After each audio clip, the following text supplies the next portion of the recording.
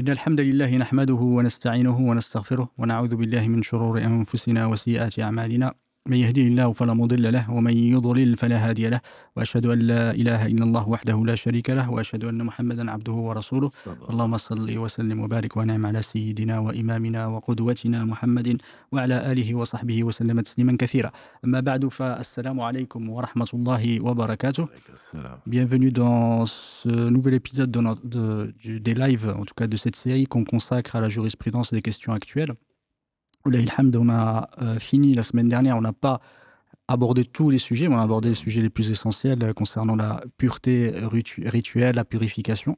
Et cette semaine, ce samedi, alhamdoulilah, on a décidé, après concertation, de discuter des questions nouvelles concernant le Hajj, le pèlerinage. Pourquoi ? Parce que c'est bientôt, le Hajj est à nos portes, et effectivement, il y a beaucoup de questions nouvelles qui viennent questionner la façon d'accomplir le Hajj et qui peuvent poser quelques défis aux personnes qui doivent faire le Hajj. Et c'est pour cette raison-là qu'on a choisi d'en parler pendant cette semaine plutôt que de le laisser beaucoup plus tard, parce qu'effectivement, correspondant à la saison du Hajj. Du coup, j'ai le plaisir d'avoir à mes côtés ou devant moi le Cheikh Mohamed Oudafei, qu'Allah le récompense par le meilleur, pour nous accompagner pendant ce live et essayer effectivement d'aborder ces sujets nouveaux et donner les avis et le statut, le jugement concernant ces questions nouvelles qui concernent les questions du Hajj, pas seulement le pèlerinage, il y a des questions aussi qui sont communes avec le petit pèlerinage, avec la Umrah. Du coup, ça peut servir aussi également à ceux qui font la Umrah, qui n'ont pas l'occasion, l'opportunité de faire le Hajj cette année. Mais ça peut servir aussi pour ceux qui vont faire le pèlerinage pour Inch'Allah, on l'espère à tout le monde, les années suivantes, Inch'Allah. Barakallahu fik, Cheikh, bienvenue. Allah yabarak fik, Si Mohamed. Bismillahir Rahmanir Rahim, alhamdulillahi Rabbil Alamin. Ashhadu an la ilaha illallah wahdahu la sharika la wa ashhadu anna Muhammadan abduhu wa rasuluh. Allahumma salli wa sallim wa barik ala nabiyyina Muhammad wa ala alihi wa sahbihi ajma'in. Amma ba'd. Donc, les auditrices et les auditeurs, plaisir de retrouver la grande famille, comme vous l'appelez, et dans un des jardins du paradis, comme l'a appelé le prophète sallam, le jardin de rappel d'Allah subhanahu wa ta'ala. N'est-ce pas que ce monde est maudit ce qu'il contient, sauf le rappel d'Allah, et ce qui peut lui être assimilé, l'enseignant et l'élève, car là nous compte par l'une des deux catégories. Ensuite, donc, effectivement, judicieusement, après discussion samedi dernier, après la purification, on s'attend forcément à la prière. Mais après d'en avoir discuté, comme tu dis, de façon consciensuelle, on a jugé que le Hajj est à nos portes. Et effectivement, la semaine prochaine d'ailleurs, on prévoit de traiter avec un sujet important qui est sur le Hajj, mais la préparation Hajj, avant le Hajj, donc qui sera diffusé, Inch'Allah, sur nos réseaux. Et donc, on aurait pu parler de la prière, qui est toujours intéressante, qui est très importante, on le sait. Mais comme le Hajj est une période bien précise par la Umrah, et on a préféré donc choisir effectivement d'inverser l'ordre plutôt des priorités, même la priorité étant donc ce qui est le plus urgent et à nos portes. Donc effectivement, on va parler du Hajj aujourd'hui. Et comme tu l'as si bien dit, Hajj et Umrah ont trois piliers ensemble. Et donc il y a un quatrième pilier pour le Hajj. Mais les questions donc peuvent servir à tout un chacun aujourd'hui ou demain. Donc, soit pour la Umrah, soit pour le Hajj immédiatement ou dans quelques années.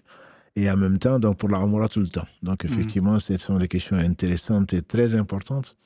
Dans la mesure où, quand on parle de fiqh contemporain, il ne faut pas imaginer que c'est à partir du 21e siècle, ou même du 20e siècle. C'est en fait des questions nouvelles pour les savants d'antan, en tout cas, dont on a parlé. Les compagnons du prophète sallam, la génération qui a suivi, ensuite celle qui a suivi, ensuite. Donc des questions se sont posées et on a l'impression d'inventer la roue, quoi.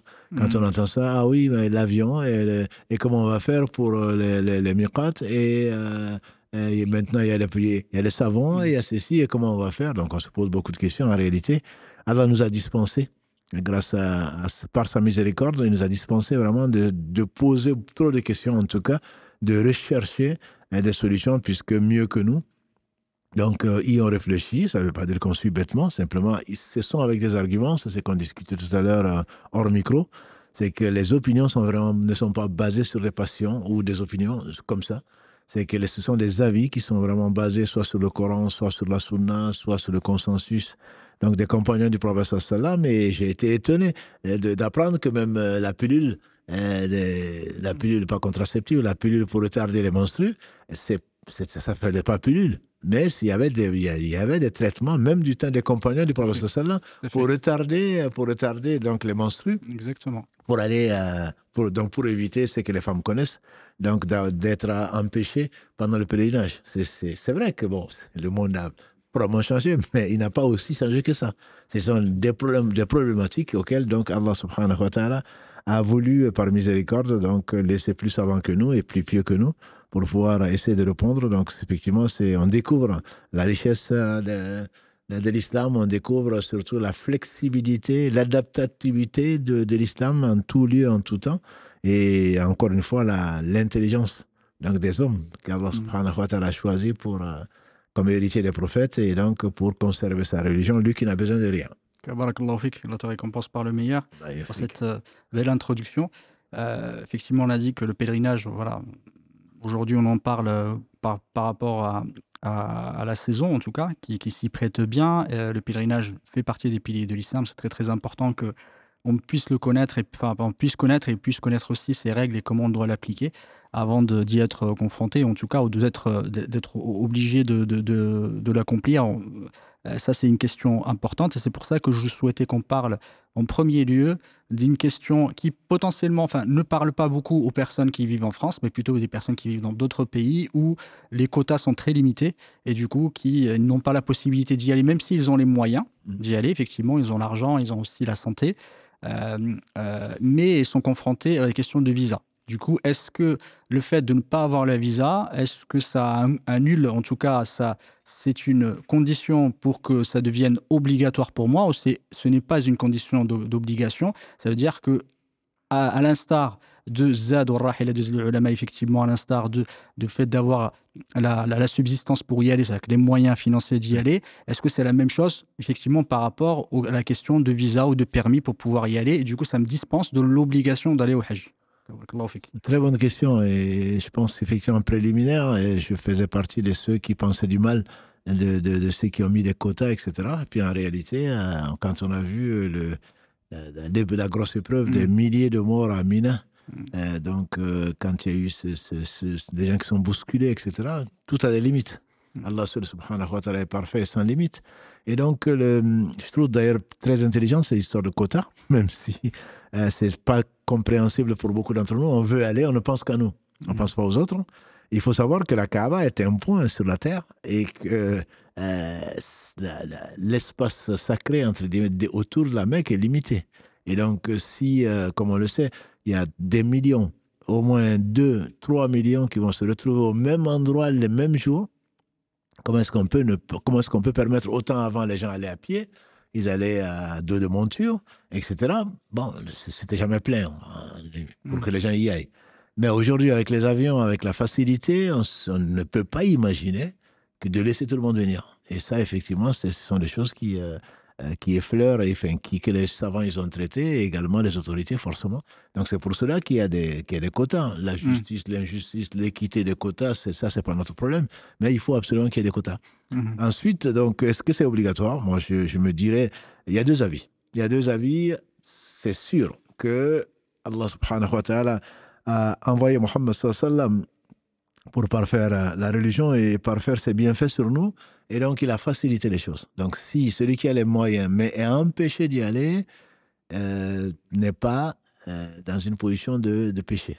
Donc, on n'a pas à se morfondre, on n'a pas à chercher à savoir, oui, mais je dois quand même, le Hajj est une obligation, donc je n'ai pas pu le faire, donc c'est la faute des autorités saoudiennes, donc c'est la faute de ceci, cela.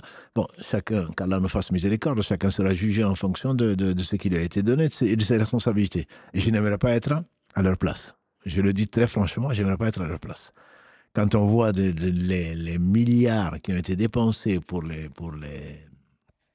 tunnels pour quelques jours, je me dis, heureusement qu'il y a des gens qui ont réfléchi. Bref, donc, est-ce que je suis dans le péché? Non, je ne suis pas dans le péché. Allah ne charge aucune âme au-dessus de ce qu'elle peut supporter. Craignez Allah autant que vous pouvez. Là, Allah nous dit que le Hajj est une obligation pour celui qui peut. Ce que tu as dit, pouvoir, ce n'est pas seulement l'argent. Pouvoir, ce n'est pas seulement le physique. Pouvoir, ce n'est pas seulement le fait qu'il y a un risque pour sa sécurité. Et là, on ne peut pas rentrer dans un pays sans visa. Donc, on nous empêche d'y aller. Quand on nous empêche, probablement pour le bien des musulmans, mais on nous empêche d'y aller. Donc, ce n'est pas un péché de ne pas faire le Hajj quand on n'a pas été tiré au sort dans certains pays ou qu'on n'a pas eu le visa.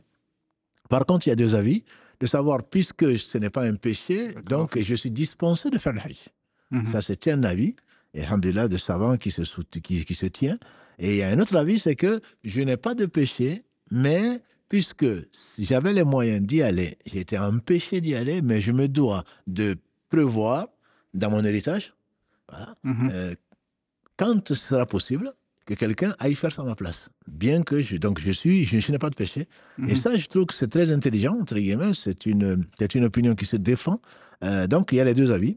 Il y a les deux avis de savoir, c'est sûr qu'il n'y a pas de péché. Alhamdulillah, Allah sait qu'on a voulu le faire et qu'on n'a pas pu le faire. Je ne parle pas. D'ailleurs, raison de plus, les gens qui nous écoutent certainement ont compris. Je me rappelle, on s'est préparé pour aller au Hajj pendant le Covid, en 2019, et tout d'un coup, il y a eu le Covid. Les gens ont été empêchés. De 2020, pas possibilité. Donc, aujourd'hui, le prix, c'est 2 fois, voire 3 fois plus. Donc, dès que l'on peut, on doit essayer d'y aller, avant que quelque chose ne nous empêche d'y aller.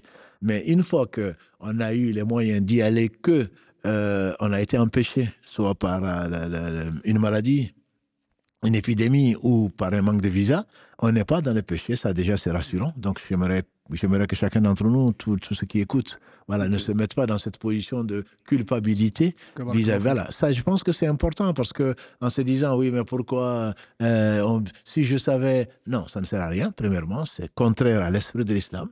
Il y a ni si, mais il n'y a pas de si. J'ai les moyens d'y aller, maintenant je ne peux plus y aller. Donc moi je connais mon Seigneur qui est miséricordieux, qui ne nous en veut pas, nous en tient pas plutôt rigueur pour ce qu'on a oublié où on est contraint, et ça c'est le cas vraiment, c'est le cas de le dire, on est contraint, on ne peut pas y aller, donc on remercie Allah subhanahu wa ta'ala de ne pas y aller, parce que lui seul sait si on avait été ce qui se serait, ça il ne faut pas l'oublier. Et donc, c'est une miséricorde pour nous et on a la récompense sur Allah si vraiment on a tout fait pour y aller et on a été empêché. Donc, il y a ces deux avis. Soit, de toute façon, on n'est pas dans le péché, soit on n'est pas obligé de laisser une wasila, de laisser un testament en disant que, ou une injection, ou un conseil, ou laisser donc l'argent à quelqu'un d'autre pour le faire à notre place, ou alors on se dit, je ne l'ai pas fait, si je meurs de toute façon, personne n'a le devoir de le faire. Donc il y a ces deux avis, je pense que les deux avis se tiennent de toute façon, ce sont nos savants, et surtout on remercie Allah subhanahu wa ta'ala d'avoir élu parmi la communauté de Mohammed sallallahu alayhi wa sallam des gens qui réfléchissent pour les autres. Barakallahu fik. Effectivement, quand tu as parlé effectivement des deux avis, c'est que le premier dit que parce qu'ils n'ont pas discuté du visa. Les ulama, ils ont discuté effectivement de ce qu'on appelle khulu tariq. C'est que des fois, il y a soit le chemin est complètement fermé, soit des fois, il y a des coupeurs de route, effectivement, des brigands. Du coup, c'est extrêmement dangereux qu'on n'a pas la possibilité d'y aller et d'arriver, effectivement. Du coup, c'est pour ça que les ulama contemporains se sont basés sur cette question-là qui y ressemble. Effectivement, que le premier groupe des ulama, qui est la majorité, ils disent que le khulu tariq, effectivement, la possibilité d'y aller ou que le chemin soit dégagé pour pouvoir y aller est une condition d'obligation. C'est-à-dire que si je suis empêché, c'est-à-dire que c'est même pas obligatoire pour moi, comme celui qui n'a pas les moyens. Celui qui n'a pas les moyens financiers, le ulama dit que c'est pas obligatoire. Exactement. Notamment celui qui a les moyens d'y aller. Donc, c'est le moyen de prendre la route. Donc, si la route est coupée, elle est coupée. Tout à fait. Alors, le deuxième avis, effectivement, dont tu as parlé, c'est j'ai la possibilité. Ce n'est pas une condition d'obligation, mais plutôt une condition de pouvoir l'exécuter ou de l'accomplir.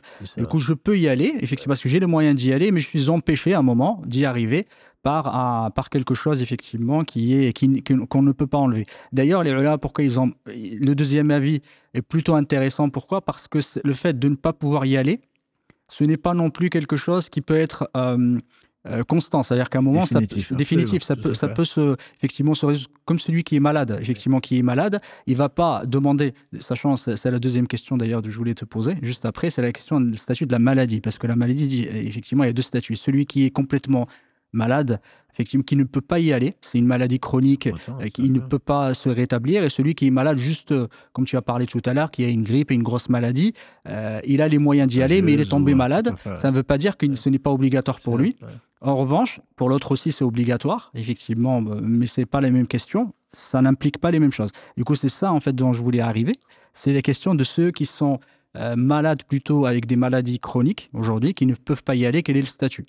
C'est la même réponse, hein, mais la même réponse, mais je trouve très logique et très tolérante. Quelqu'un qui, on espère tous, il n'y a pas de maladie sans remède. Allah peut, subhanahu wa ta'ala, comme on a vu d'ailleurs, et certaines personnes le savent, partir avec un cancer généralisé, une dame qui a été faire la Umrah, elle est revenue, ben, les radios n'ont rien vu. Donc c'est facile à Allah. Voilà. Allah peut, c'est le seul guérisseur, mais sa sunna, c'est que les maladies qu'on appelle aujourd'hui chroniques, en tout cas, n'est pas de solution immédiate. Donc la personne est handicapée physiquement et le reste, donc elle pense ne pas pouvoir guérir dans le temps de cette vie-là, et celle-là, bien entendu, ne peut pas, enfin, c'est pas une obligation pour la personne, puisqu'Allah dit « Man istata ilayhi sabila ». Il y a le hadith du prophète sallam, de la femme qui est venue le voir, lui a dit effectivement mon père ne tient pas sur une monture. Sur une monture, qu'est-ce que je fais? Il a dit effectivement fais le pèlerinage à sa place. Donc cette personne, on peut faire le pèlerinage à sa place parce que bon, bien sûr elle peut mourir, mais même si elle est vivante, elle n'a pas la capacité de le faire de façon raisonnable. Même malade, on peut se dire non, moi je préfère mourir à la Mecque, à part que quand tu arrives là-bas, tu vas souhaiter ne pas mourir sur place. Voilà, donc on n'a pas à s'imposer ce qu'Allah ne nous a pas imposé. Et là aussi, je le dis, bon, ce ne sont peut-être pas nos followers, ni nos sœurs et des frères, mais souvent les gens s'imposent des choses qu'Allah ne leur a pas imposées.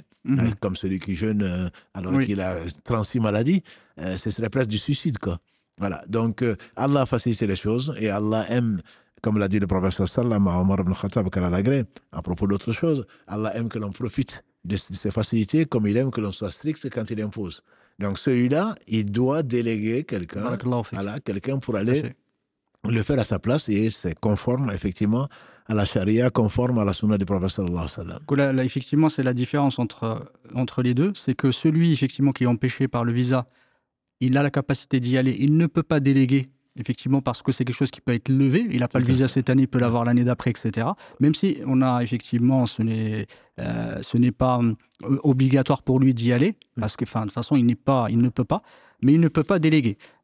La même chose que celui qui est malade, mais de façon éphémère. Tout à fait. Au moment du Hajj, il est malade, mais il se peut que demain il soit guéri, il pourra aller pour l'an prochain. Tout à fait. Même s'il a peut-être perdu de l'argent ou autre, etc. Mais il ne peut pas demander à quelqu'un, vas-y à ma place, etc. Fais le Hajj. À la différence que celui dont tu as parlé, qui ne peut pas du tout le faire. Donc le hadith de l'Khatamiya, effectivement, le prophète il lui a dit Hujji an abik, effectivement, fais le pèlerinage à la place de ton père. Ça veut dire que celui qui est malade, ça, c'est l'avis d'une bonne partie des ulama, ce n'est pas l'avis de tout le monde. Parce qu'effectivement, les malikites, il y a des avis là-dessus qui sont différents. Mais si, par exemple, quelqu'un qui est malade aujourd'hui, qui a la capacité financière de le faire, c'est-à-dire qu'il peut déléguer, c'est-à-dire qu'il doit déléguer quelqu'un pour faire le pèlerinage à sa place. Quelles sont les conditions pour quelqu'un qui veut déléguer? Parce que peut-être qu'il y a des frères ou des sœurs ou quelqu'un qui connaissent de la famille, qui connaissent est-ce que je dois demander à n'importe qui, quelqu'un en qui j'ai confiance, quelqu'un qui a déjà fait le pèlerinage, qui n'a pas fait le pèlerinage? C'est juste des questions effectivement que peuvent se poser nos frères et nos sœurs. Comme souvent, il y a des discussions dessus, mais ce qui est en tout cas le plus conseillé, c'est le fait de le confier à quelqu'un qui a déjà fait son pèlerinage. Puisque ce n'est plus une obligation pour lui, il a fait l'obligation. Et d'ailleurs, entre nous, c'est le pèlerinage, c'est une fois dans sa vie, comme l'a dit le professeur Sallam, mais il est quand même conseillé de la renouveler quand on a les moyens, tous les 5 ans. Quand on a les moyens. Mais bon, là, il ne s'agit pas... Non, on a fait l'obligation. Donc, celui qui doit être délégué doit être quelqu'un, si possible, son père et sa mère. Ensuite, il y a une discussion entre les savants, surtout aujourd'hui, est-ce que n'importe qui peut le faire? Et il y a même des gens qui se font payer pour le faire. Ça, c'est une nouvelle fonction, je dirais.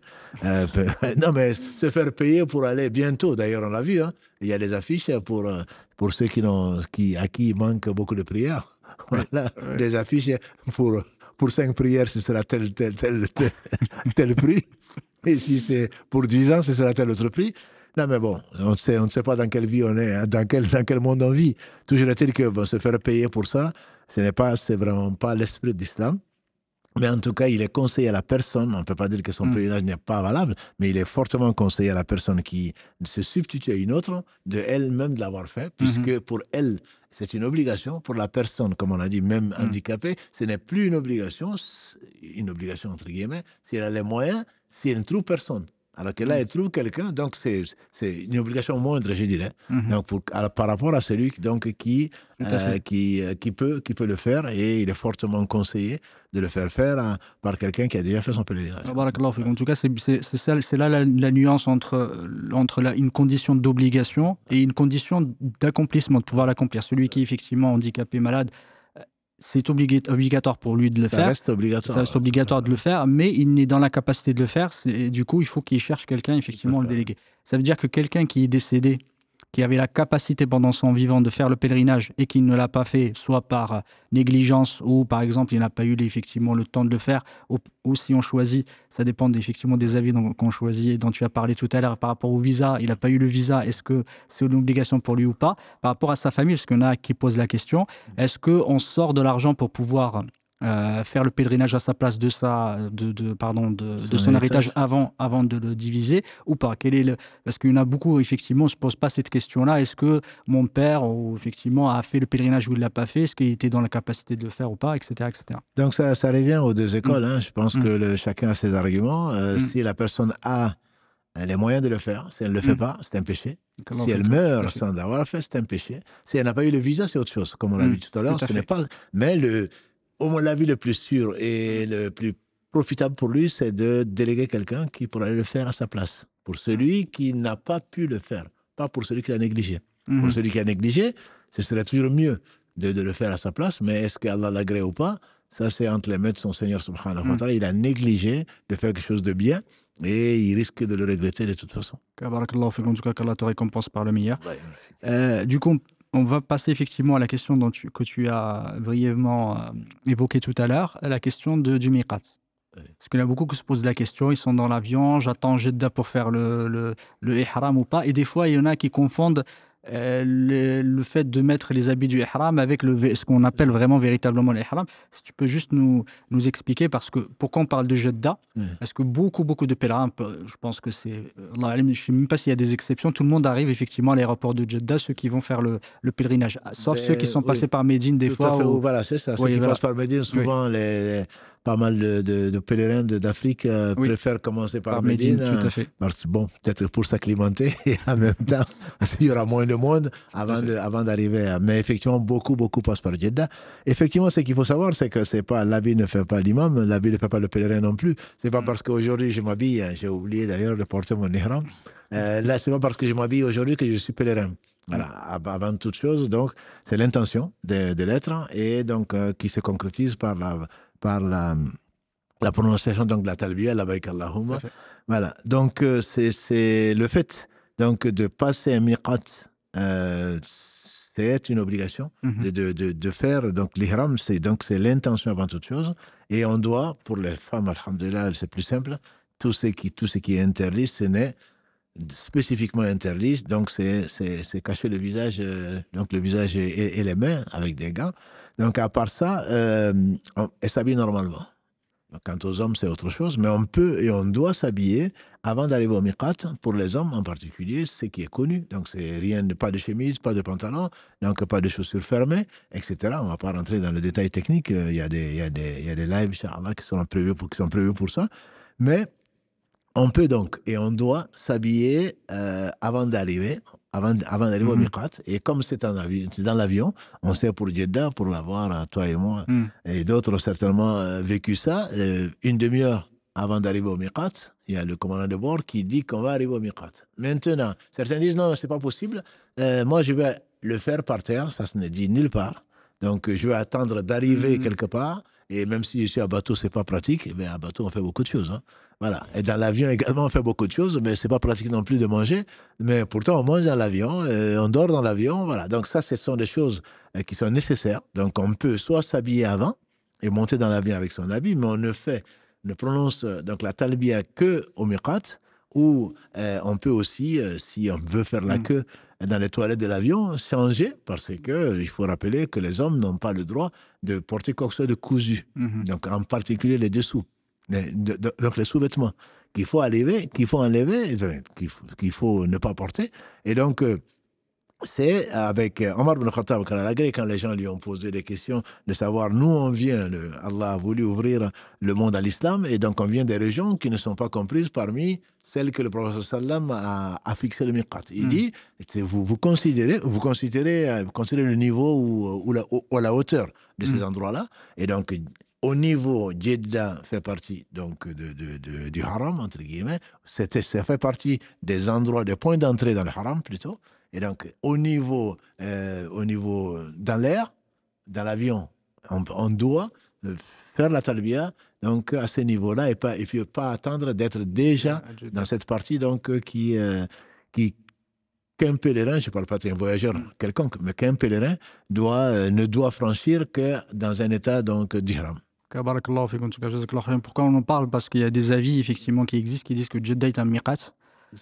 Et une bonne partie de ulama disent qu'effectivement on ne peut pas dépasser pour celui, parce que chacun effectivement il a une espèce de, on va dire, de checkpoint entre guillemets, il faut qu'il ne peut pas le dépasser. Quand il le dépasse, justement, il a failli à ses obligations. Tout à fait. Du coup, il faut absolument le faire. Quand on y arrive, de toute façon, il l'annonce dans l'avion, effectivement. Juste avant, effectivement, quand on arrive à la hauteur de cet endroit-là, on doit à ce moment-là faire le talbiya. Et dès qu'on rentre, ça veut dire qu'on est en état de sacralisation. Il y a beaucoup de choses qui deviennent interdites pour nous.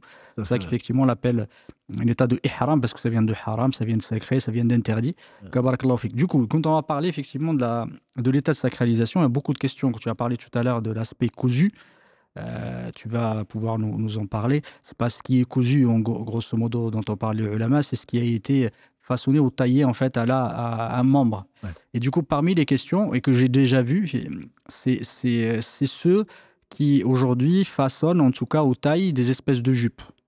À la place du izar, ce qu'on appelle le rida. Et l'izar, c'est celui qui est en bas, qui couvre la partie inférieure.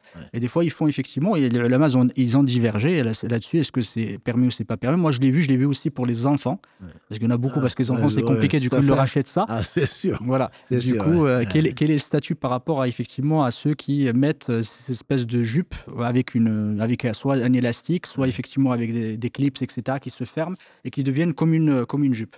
Effectivement, on parle de cousu, c'est ce qui épouse la forme. Oui, barakallahu fik. Effectivement, donc la jupe, il y a eu des débats dessus comme d'habitude, et un de nos savants, les contemporains les plus respectés, qu'Allah lui fasse miséricorde, je parle du Cheikh Uthaymin, est de l'avis que la jupe ne pose pas de problème, cousu à la ceinture ne pose pas de problème. Mais la majorité des savants n'est pas de cet avis, et donc il faut de toute façon éviter donc, de faire, pour un enfant...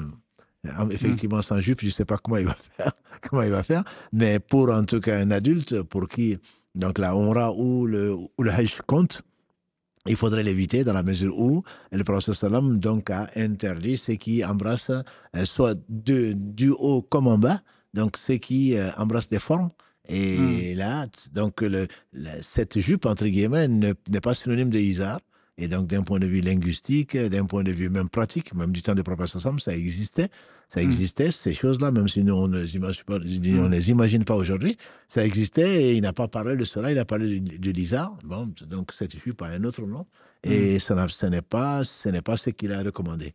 Et donc, de toute façon, il faut éviter, surtout que la majorité des savants, très grande majorité des savants, dit que ce n'est pas quelque chose qui est synonyme. Donc, la jupe n'est pas synonyme de cela, et que donc il faut vraiment porter pour les hommes, bien sûr, on parle encore une fois des hommes, donc de porter izar et rida, et pas de porter donc des jupes à la place, parce que ça devrait, c'est plus facile, c'est plus pratique, et notamment pour ne pas exposer ses parties intimes. Bon, il y a beaucoup de bonnes raisons, mais simplement, il a dit de faire le pèlerinage comme on l'a vu faire. Donc, il faut prendre les rites de ce qu'il a fait, et alhamdoulilah, jusque-là, c'est très très rare pour nous, c'est exceptionnel que des accidents arrivent, donc surtout quand on s'y prépare. Tout Voilà. à fait. Voilà. Barakallahu fik. Du coup, par rapport à ça, il y a autre chose aussi qu'on voit et que j'ai vu aussi de mes yeux, des fois, c'est les ridas plutôt, en haut, avec des clips. Ouais. C'est une espèce de, je sais plus comment on appelle ça, comme ce que tu as au niveau du qamis, Ouais. qui permet effectivement de le tenir. Du coup, ils mettent les clips. Ça, je l'ai vu. Et quel est le statut par rapport à ça? C'est pas. Ce que je porte ne doit pas être porté en ihram. Oui, oui. Ça, c'est sûr. Voilà. Parce que c'est cousu, etc. Mm. Et donc là aussi, c'est un peu le même. C'est pas tout à fait le même débat. Mais clip, c'est même les épingles. Hein. Les épingles, oui, tout Voilà, à et les fait. boutons. Donc, c'est pratique. Et puis, j'imagine que les couturiers s'enrichissent aussi. C'est ça, malheureusement, Oui, entre le commerce et l'intérêt d'aider les musulmans et l'intérêt de remplir ses poches. Donc, la majorité des savants considèrent comme s'il y a des clips ou des boutons, il ne faudrait pas que ce soit quelque chose d'habillé, entre guillemets, que ce soit proche l'un de l'autre, au point que ce soit un vêtement. oui. Voilà. Donc, si on a besoin d'un clip, parce que on sait que ce n'est pas toujours pratique, Oui, c'est ça. ça tombe, on reprend, ça tombe, Mm. mais peu importe. Si on a besoin donc d'un clip pour stabiliser, entre guillemets, ceci est permis à ma connaissance. Par contre, avoir tout au long, faire comme une boutonnière, C'est enfin une ça. boutonnière, une chaîne ou je ne sais quoi d'autre, qui tienne complètement, ça devient comme un manteau que l'on porte. C'est Et ça. auquel cas, donc, même si ça ne s'appelle pas manteau, même si ça a la même couleur donc, que le rideau, ce n'est pas quelque chose de permis pour la vie majoritaire de savants. Barakallahu fik, jazakallahu khair. Donc, voilà, faites attention, même si effectivement il n'y a pas les clips qui sont déjà prévus, qui sont déjà cousus, ou des, pardon, mince, Des boutons? des boutons, barakallahu fik. Fais attention, même si par exemple, des fois, il y a certains qui prennent des épingles à nourrice et ils en mettent partout, Oui, c'est jusqu'à ça. ce qu'effectivement, qu'ils cousent tout. Faites attention, voilà. C'est permis, effectivement, chez le LMA, parce que derrière, ce n'est pas, voilà, c'est pas dans ce sens que c'est clipsé, c'est juste ça permet de le retenir. Comme si quelqu'un qui prend le son Lida et il fait un nœud, effectivement, pour le tenir. Du coup, ça pose pas un souci. En revanche, faites attention, ne mettez pas non plus beaucoup d'épingles jusqu'à ce que Tu as ça raison, tienne. moi j'en ai vu avec les clips et finalement, bon, on s'est dit, tiens, c'est pas bête. C'est pas bête, ouais. Voilà. C'est pratique. C'est pas bête, mais en fait, ce n'est peut-être pas légiféré. Tout à fait. Voilà, donc avant de faire ça, mieux vaut se renseigner. Quoi. Barakallahu fik. L'autre question, les ceintures qu'on met effectivement autour de la taille pour pouvoir garder l'argent, pouvoir tenir aussi le izar. À ma connaissance, les ceintures pour tenir les isards ce sont des choses qui sont pratiques et qui sont permises parce que ce n'est pas lié à l'isard Tout à fait. et donc ce n'est pas cousu et c'est quelque chose juste qui permet, entre guillemets, de cacher parce que, je dis à mes frères et sœurs, ce n'est pas là qu'il faut mettre l'argent d'ailleurs. Hein. Je le dis parce que je me rappelle le premier hajj que j'ai fait en 84. Je me rappelle qu'il y avait une dame qui était à côté de moi et on avait déchiré son habit qui n'était pas un rida pour lui voler ce qu'elle avait. Voilà. Donc il faut vraiment, bon, ça ce sont les côtés pratiques, il faut pas faire le tawaf avec, en tout cas tant qu'on peut, il faut le garer dans un autre endroit, on peut partir avec peut-être très peu au cas où on se perd, ou voilà, où on a faim ou autre chose, mais jamais emporter son trésor et ses bijoux avec soi. Donc, parce que c'est bien gardé, non. Et pourtant, Dieu seul sait que celui qui vole là-bas et qu'on attrape, voilà. Donc, non seulement, bon, on ne peut pas imaginer quelqu'un de faire le hajj volé. Bon, mais il y a d'autres, c'est pas parce qu'il est habillé en pèlerin qu'il est un vrai pèlerin. Et en plus de ça, bon, les conséquences sont terribles, quoi. Devant Allah subhanahu wa ta'ala et devant les hommes ensuite. Donc c'est juste, vraiment, ce n'est qu'une parenthèse, ce n'est pas emporter avec soi en public, surtout dans le tawaf ou autre chose, des objets de valeur, donc dont l'argent. Mais parce qu'il y a une nécessité, on peut le faire, et puis surtout, ce n'est pas lié. Donc c'est pas lié à l'isar, ceci est permis à ma connaissance. Du coup, la même chose qu'une bague, une montre, les lunettes, des lunettes de soleil, il n'y a pas de souci, un sac à dos, effectivement, tout à ça. fait. Absolument, ça rentre dans le cadre général. Question aussi par rapport au masque. Parce qu'il y a un débat là-dessus. Alhamdoulilah, aujourd'hui, on a de moins en moins, voilà, on va dire, on n'est plus en période Covid, mais ça peut arriver là-bas parce qu'il y a beaucoup, effectivement, beaucoup de personnes et il peut y avoir des maladies transmissibles. Il y en a qui préfèrent effectivement mettre le masque pendant parce que soit ils ont potentiellement des faiblesses immunitaires Tout à fait, ou des absolument. maladies ou qui ne souhaitent pas effectivement être contaminés. Là, mais c'est une très bonne question et même un conseil que je donnerais, Mm. surtout en dehors du pèlerinage. Mm. Quand on est pèlerin, quand on est mohrim, à la limite, il y a un débat dont on va parler Mm. tout à l'heure, mais quand on n'est pas pèlerin, surtout, quand on va, de toute façon, il n'y a aucun mal, Mm. surtout pour des raisons médicales, donc de porter le masque. Mhm. Il y a un débat entre les savants, effectivement, de savoir, le masque, le professeur Salah il dit que la femme ne doit pas couvrir le visage et les mains. Il ne s'agit pas donc des hommes. Ça, c'est Mm. l'un des arguments de certains savants qui disent que l'homme n'est pas concerné, mais même pour la femme, s'il y a un besoin, alhamdoulilah, ils sont unanimes, je dirais, de la santé l'emporte certainement sur l'interdiction. Donc, ils sont unanimes qu'on peut le porter, d'autant plus que certains disent que le masque ne couvre pas tout le visage. Mhm. Et donc, pour des raisons médicales ou pour des raisons de risque, c'est possible. Est-ce qu'il faut faire, pour une femme ou même pour un homme, est-ce qu'il faut faire une expiation ou pas? Donc, en faisant soit un sacrifice, soit en donnant une aumône, c'est l'objet du débat. Mais ce qui est certain, c'est qu'on ne va pas sacrifier sa santé et sa vie, et surtout la contamination des autres. C'est des millions. C'est des millions de gens qui se retrouvent au même endroit. Bon, pour une question de promiscuité, c'est sûr que c'est l'endroit idéal pour les virus et les bactéries d'ailleurs, ceux qui reviennent, enfin, surtout après le pèlerinage, pendant la période, alhamdoulilah, si on entend, à peine si on arrive à comprendre ce que l'imam récite, parce qu'en général, les gens ne font que tousser, quoi. Ah oui, Voilà, donc les infections pulmonaires sont très, très nombreuses, et au moins en dehors même en dehors plutôt de l'état, donc de Mohrim, de pèlerin, je conseillerais fortement de se protéger, et en protégeant également les autres. Barakallahu fik. Sans compter la clim, qui ne fait que favoriser malheureusement donc cet état-là. Tout à fait. Il y a la question effectivement peut-être dans l'ihram des chaussures, parce que beaucoup ne savent pas quoi mettre. Mais il y a un débat aussi, est-ce que les chaussures, les mocassins ou les baskets qu'on pourrait porter, qui sont en dessous de la cheville, est-ce que sont permises ou pas? Parce qu'il y a à chaque fois, c'est des questions qui sont de mise. Quel est le statut là-dessus? Est-ce qu'on peut porter? Qu'est-ce qu'on peut porter? Est-ce qu'on a la possibilité de porter des baskets basses, des chaussures basses, des mocassins ou pas? Les femmes n'ont pas de souci. Oui, alhamdoulilah, les femmes portent ce qu'elles veulent. Voilà, donc elles n'ont pas de souci. Quant aux hommes, effectivement, le prophète sallam a permis de porter ce genre de chaussures en découvrant les chevilles. Voilà. Si on n'a pas, là aussi il y a un débat, parce que est-ce qu'on peut quand même le porter même si on en a en coupant les chevilles? C'est l'objet de discussion, mais il faut éviter. De toute façon, pourquoi porter deux chaussures quand on en a fait deux paires? Donc quand une paire suffit. Maintenant, si on doit le porter, il dit celui qui ne peut pas, celui qui n'en trouve pas à l'époque, c'est les formules du hadith, celui qui n'en trouve pas, donc qu'il coupe au moins au niveau des chevilles, qu'il découvre les chevilles. Donc le mieux pour les hommes, et surtout la température actuelle n'est pas du tout celle qui va imposer d'avoir les chaussures fermées. Donc mieux vaut avoir les chaussures ouvertes et qui permet de découvrir les chevilles pour ne pas rentrer dans une quelconque divergence possible. Ok. Barakallahu fik, jazakallahu khairan. Du coup, la question effectivement à laquelle j'arrive après, c'est voilà, l'interdiction de se parfumer, qui fait partie des interdits du ihram. La question se pose pour les shampoings, les gels douche, les savons parfumés. Est-ce qu'on a la possibilité de les utiliser ou pas? Se doucher, je ne pense pas qu'il y ait un problème. Alhamdoulilah, on peut se doucher, le prophète sallallahu alayhi wa sallam l'a fait. Mais est-ce que utiliser des choses parfumées, c'est permis ou pas permis?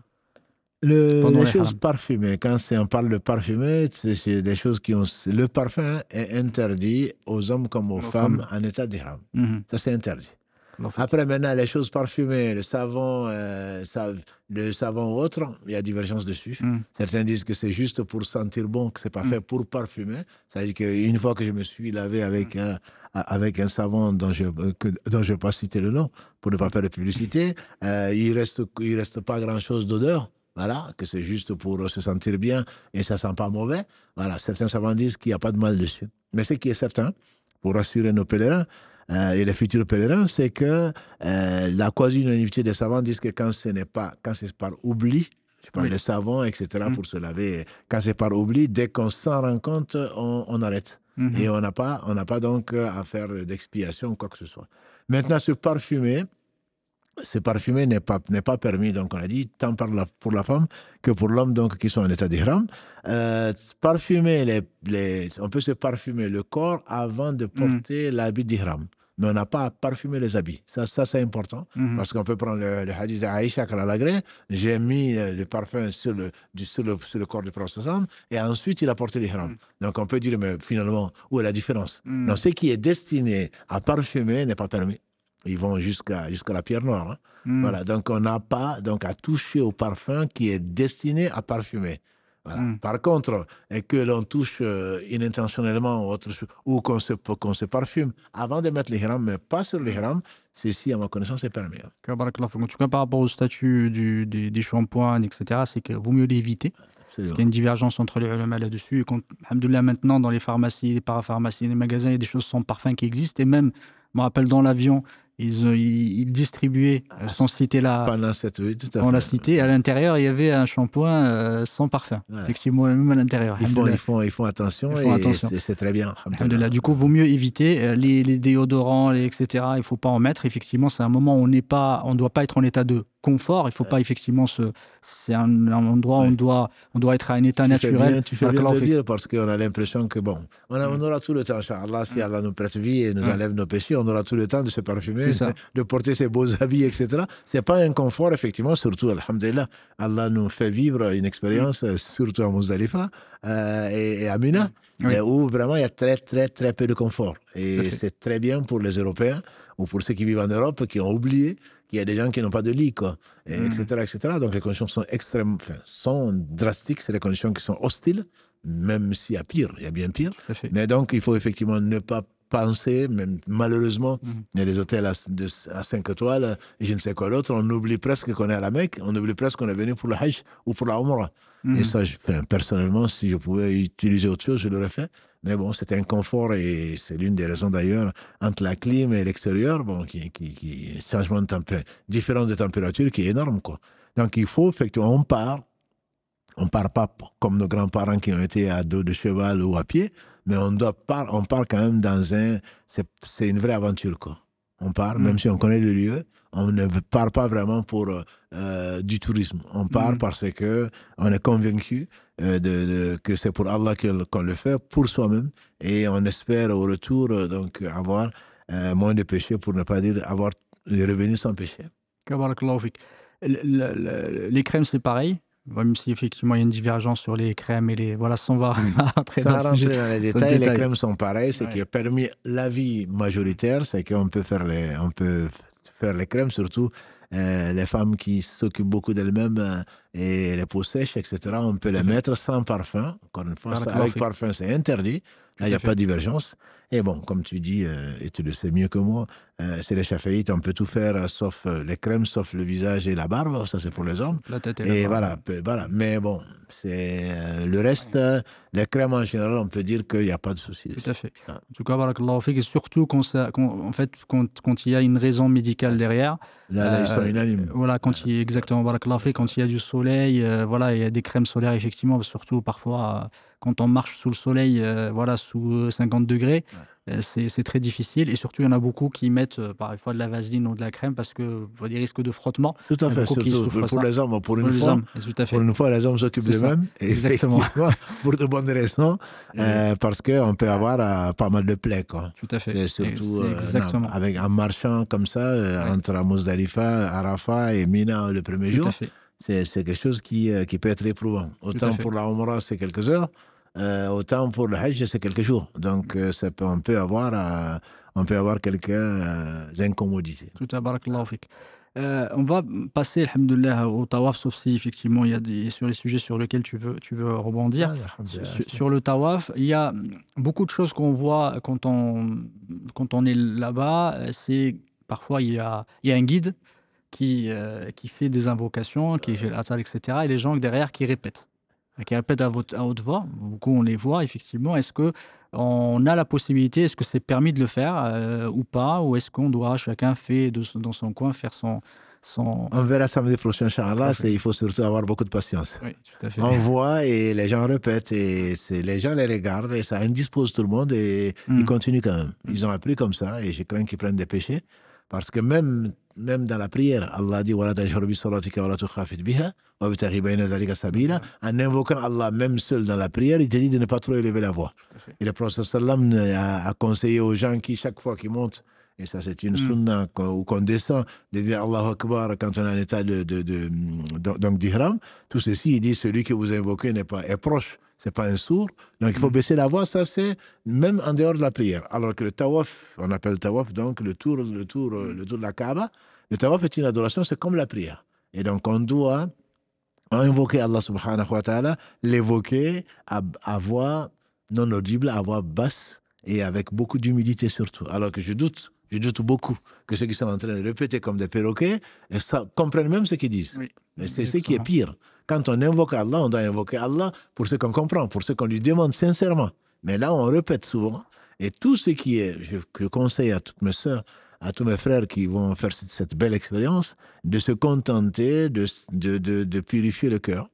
Et la seule invocation, je dirais, qui est unanimement conseillée et acceptée par les savants, ce qui vient de la Sunna, c'est que avant d'arriver au coin de la pierre noire, donc entre le coin yéménite et la pierre noire, de répéter ce que nous connaissons tous, Rabbana atina fi dunya hasana, wa fil akhirati hasana, wa qina adhaban nar. Seigneur, donne-nous une belle part dans ce bas monde, belle part dans l'au-delà, et préserve-nous du châtiment du feu. Ce n'est pas une obligation, mais c'est conseillé. Et donc, à partir de ce moment-là, on peut lire le Coran tout au long, on peut demander pardon à Allah subhanahu wa ta'ala, on doit le faire, l'istighfar, on doit faire le tahlil, la ilaha illallah, on doit faire le tahmid, alhamdulillah, on doit faire le takbir, Allah akbar. Donc, on doit le faire pour soi-même et avec beaucoup d'humilité et beaucoup de contrition du cœur et beaucoup de présence. Et ce n'est pas le lieu, même s'il n'écrit pas, en train de faire des reportages avec son téléphone. Oui. Voilà, on voit les gens, je ne parle même pas du saï, et même dans le tawaf, avec leur téléphone, donc en direct, en train de parler à leur famille. Pendant qu'il fait exactement. Le prophète il a dit, le tawaf, donc c'est tout autour de la Kaaba, c'est comme la prière. Simplement, on peut y parler, et quand on parle, on ne doit dire que du bien.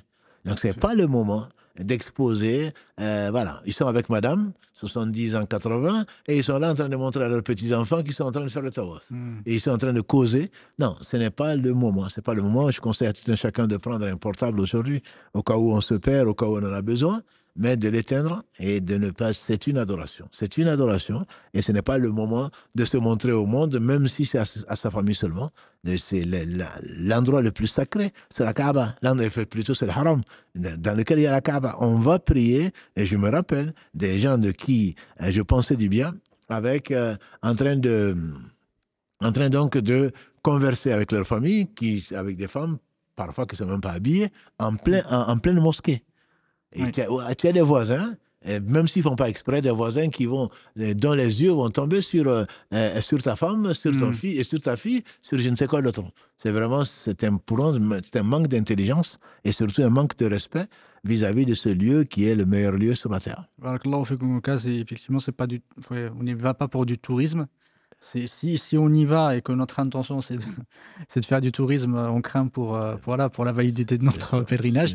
Et d'un coup, malheureusement, ils y vont, effectivement, ils n'ont qu'Allah subhanahu wa ta'ala les guide en tout cas. Il y en a beaucoup qui, voilà, parfois on peut douter par exemple de la sincérité, mais en tout cas, pourquoi ils y vont. Et là, malheureusement, ils y vont parce que... Voilà, on leur a un moment, il fallait faire du hajj, il fallait peut-être, on va les appeler hajj après, etc. Malheureusement, qu'Allah nous préserve. Du coup, faites très très attention, ce n'est pas n'importe quelle adoration. Il faut en profiter, c'est une adoration extrêmement virtueuse. C'est un pilier de l'islam. Et alhamdoulilah, celui effectivement qui sort de là, qui a fait un pèlerinage, alhamdoulilah, accepté, ça c'est... Alhamdoulilah, on l'espère tous pour tous les sœurs et les frères qui vont pouvoir qui ont l'opportunité de le faire cette année-là. Inch'Allah ta'ala.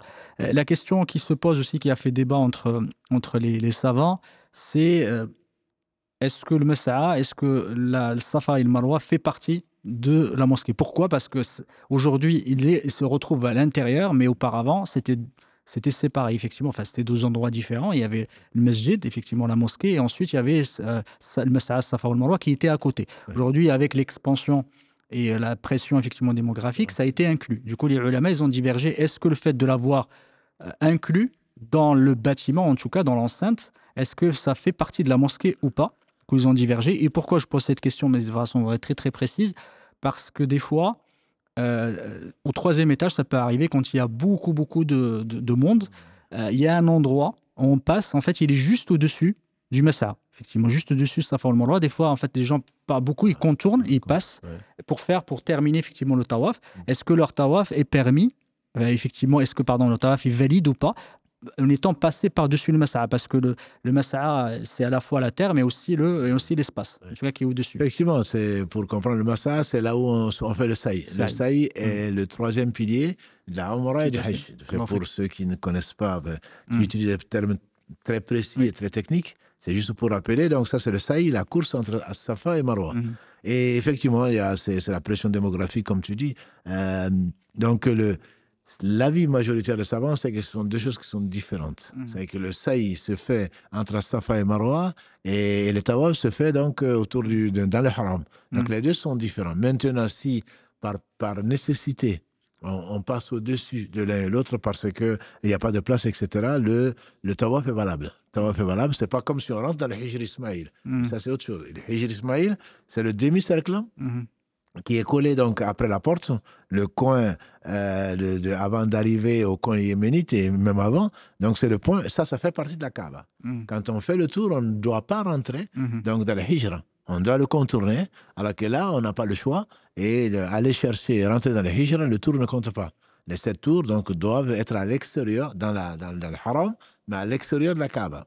Après, quant au Saï, on n'a pas à aller le faire là-bas, mais quand on est au troisième étage, qu'on n'a pas le choix, et que la pression démographique fait qu'il faut passer par là, Inch'Allah, ce sera parce que c'est par tolérance, entre guillemets, par rapport à la pression et tolérance par rapport à la... tolérance par rapport donc à la nécessité ou à le fait de la continuité donc des gens qui font le tawaf, puisque c'est comme la prière, hein, tu l'as déjà dit, la mosquée est la mosquée, mais si il n'y a pas de place, donc, et que la porte est ouverte, qu'il y a une connexion entre la mosquée et l'extérieur de la mosquée, à ce moment-là, ça devient quand même, ça compte comme la mosquée le temps de la prière. Donc on peut estimer valable donc le tawaf de la personne qui n'a pas eu le choix et donc qui est au troisième étage et qu'Allah accepte. En tout cas, voilà, on va dire que la majorité c'est l'avis aussi de l'Académie de jurisprudence mondiale, c'est que le Mas'a, effectivement, là où tu fais l'aller-retour, le Safa ou le Marwa, ne fait pas partie de la mosquée. C'est-à-dire qu'il ne prend pas les règles de la mosquée, on peut y acheter, vendre, etc. Tout ce qui est interdit à la mosquée peut être effectivement fait, parce qu'il y a des choses qui sont interdites à faire dans l'enceinte d'une mosquée. Il ne fait pas partie. Si vraiment quelqu'un au troisième étage s'amuse à le faire, mais alors qu'il n'était pas obligatoire de le faire, ça veut dire que selon cet avis-là, son tawaf, la circumambulation autour de la Kaaba n'est pas valide, du coup, s'il le fait. Mais si, comme tu as dit, Barakallah, certains ulama ont dit, si vraiment il n'a eu pas de choix, c'était extrêmement dense, etc. Il n'avait le choix que de passer par là. À ce moment-là, on n'a pas le choix. À ce moment-là, il n'y a pas de souci là-dessus. En tout cas, barakallahu fik. Je pense que, voilà, alhamdoulilah, il y a beaucoup de questions, effectivement, qui sont relatives. Il y a une question qui peut se poser pendant le tawaf sur les voitures électriques qui sont là, qui sont à disposition, plutôt des personnes qui ne sont pas valides, mais parfois n'importe qui peut effectivement les utiliser. Est-ce que quelqu'un, je ne parle pas des personnes valides, parce que c'est, voilà, mais plutôt des personnes qui sont capables de marcher, mais qui les utilisent. Est-ce que leur tawaf, leur circumambulation autour de la Kaaba est valide ou pas valide? C'est fait partie de la richesse de l'islam et des avis des savants. Et juste, je répète, juste parce que certains, pourquoi? Parce qu'ils peuvent accompagner quelqu'un, effectivement, parfois. Et ce qu'ils font, c'est qu'ils se mettent avec lui sur la voiturette électrique. C'est pratique, c'est pratique de se mettre avec lui plutôt que d'aller le faire et de faire. Voilà, il se dit, tiens, je vais me mettre avec lui. Et effectivement, il fait le tour. Le minimum, c'est que c'est déconseillé. Le minimum, c'est déconseillé. On peut monter sur une monture, mais il faut avoir une raison, une contrainte, etc. Si effectivement, il n'y a aucun chauffeur pour la voiture, et on est avec sa mère ou avec son père. Et d'ailleurs, cette très belle image de Pakistanais en train de porter leur mère sur leur dos. Il n'y avait pas de voiture électrique à l'époque.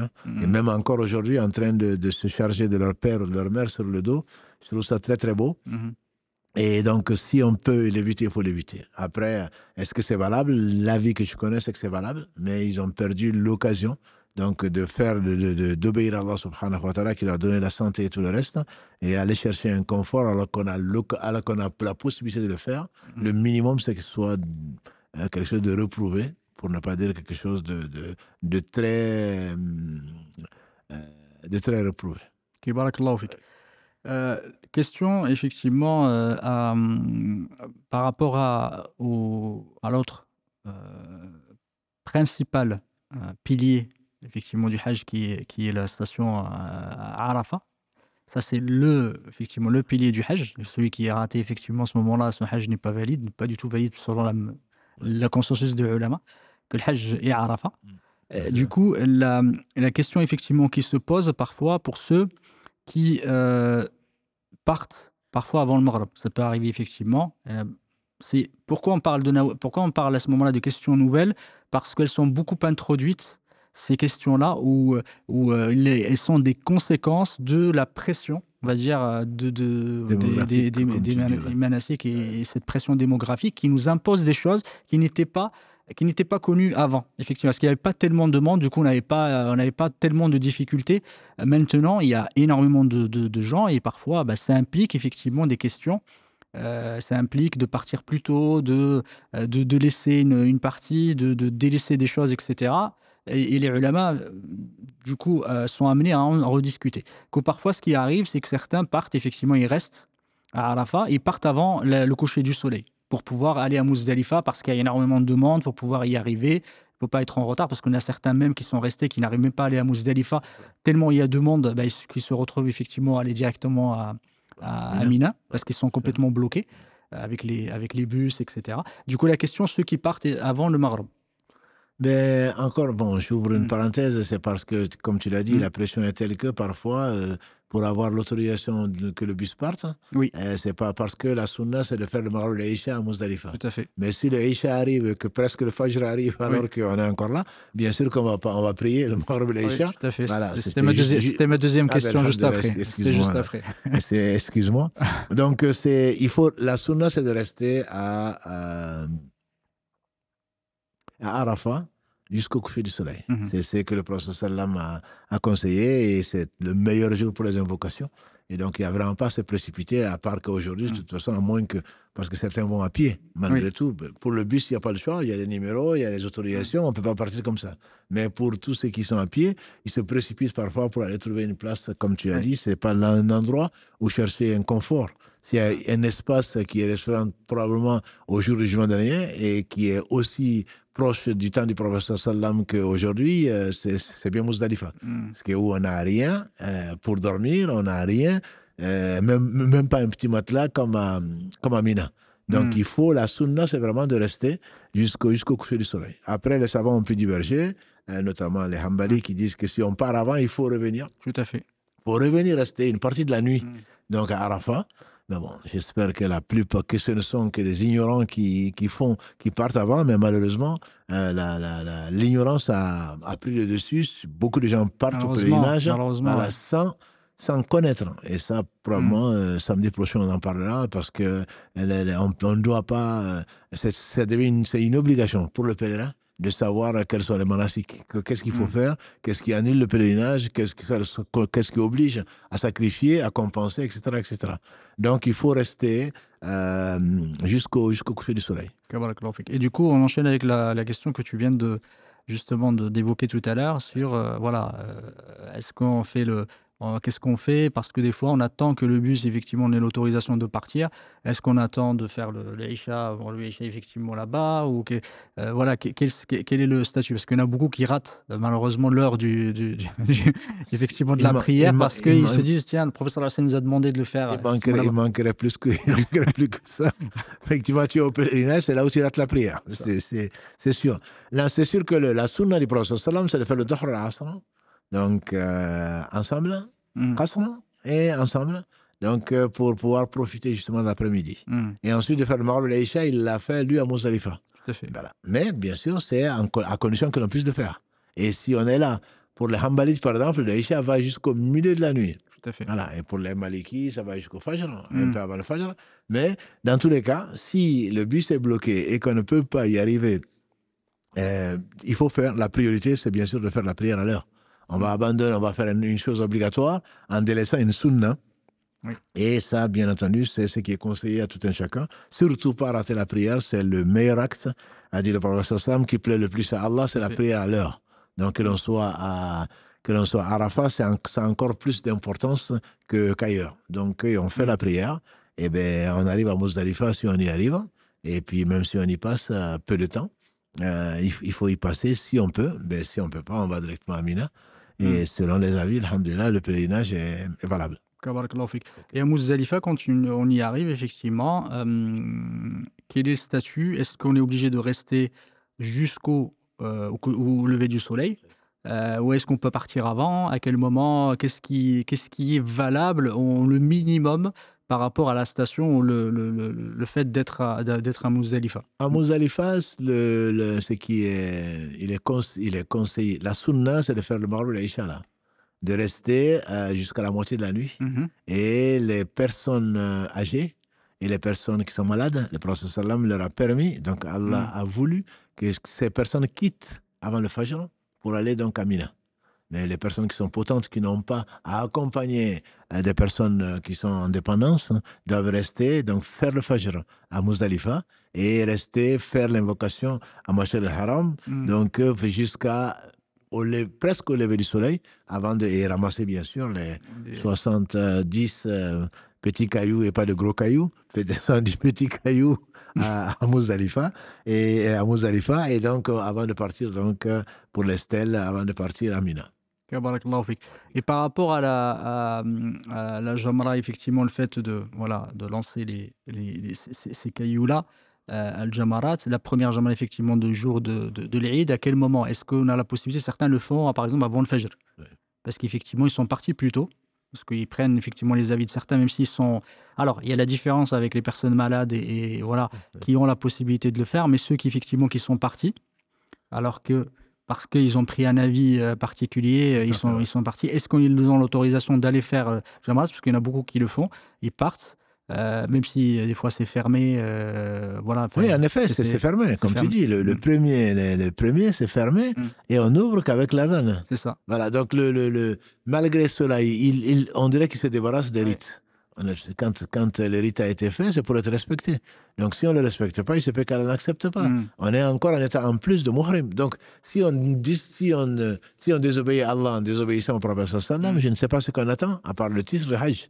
Il se peut qu'Allah ne l'ait pas du tout accepté.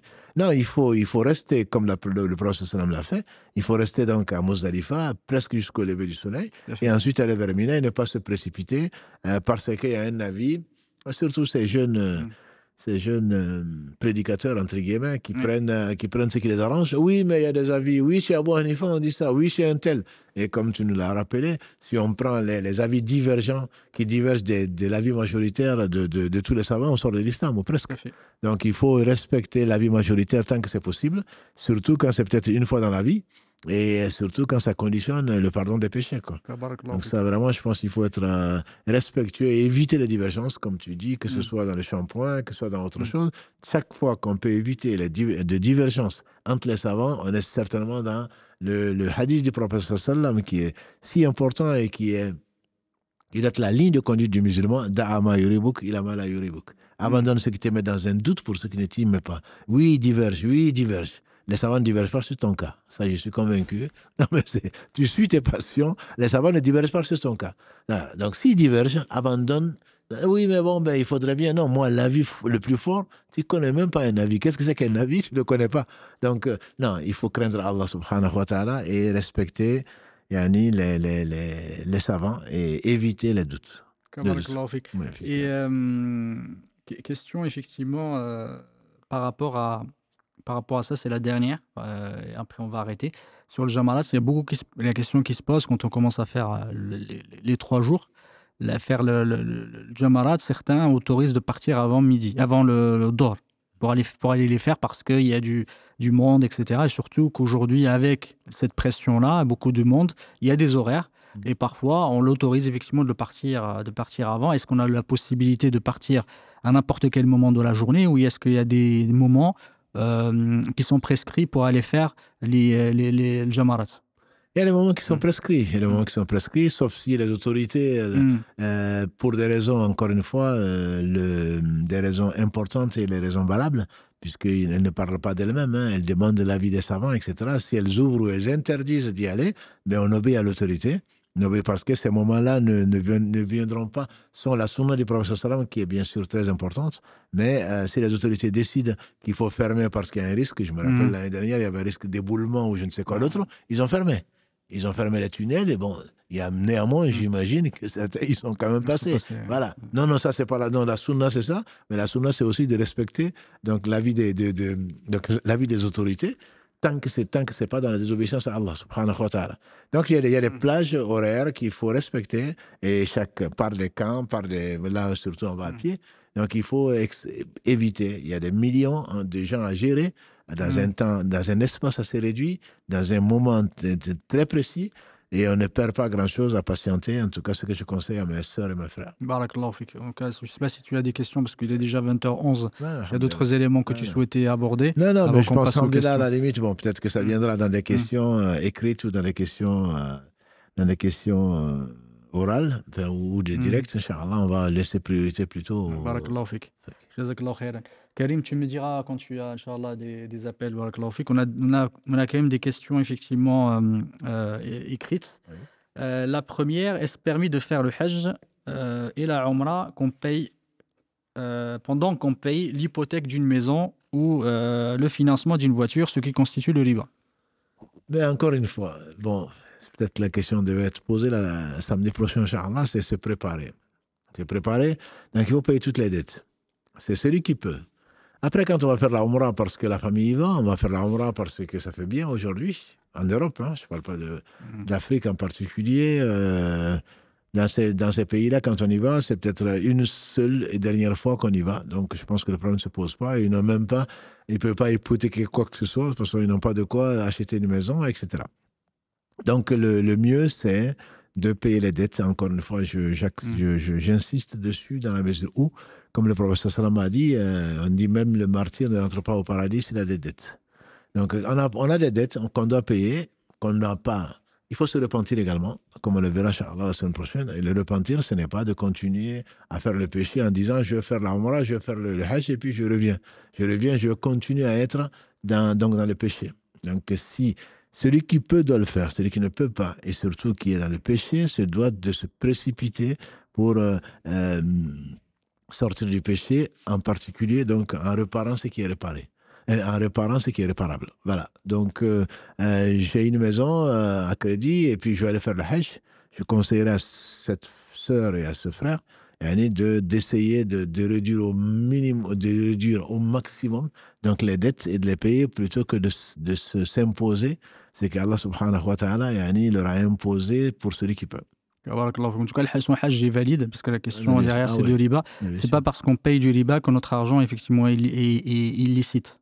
Ça c'est important, tu le dis souvent d'ailleurs, c'est pas, pardon, on a fait le riba, c'était un très grave péché, c'est parmi les 7 peut-être péchés les plus graves, et Dieu seul sait comment c'est grave, puisqu'il déclare la guerre aux gens qui le font, mais le Hajj est valide, est-ce qu'Allah va l'accepter? Allah seul le sait. Le Hajj est valide, et l'argent, effectivement, c'est important, c'est pas parce qu'on a acheté une maison à crédit ou une voiture à crédit que l'argent que l'on a, ou l'argent même si on le revend, l'argent reste licite. Ce qu'on a fait, c'était l'acte qu'on a fait. Les intérêts qu'on a payés sont interdits, mais l'argent qu'on a, si on revend cet endroit ou autre chose, l'argent est licite. Parce que quand tu vas en parler potentiellement la semaine prochaine, une des conditions, il faut que l'argent soit licite, celui avec lequel on va faire le Hajj. On ne va pas faire le Hajj avec l'argent qu'on a volé. Absolument. Ou de l'argent d'intérêt, dans le cas où nous on perçoit effectivement des intérêts.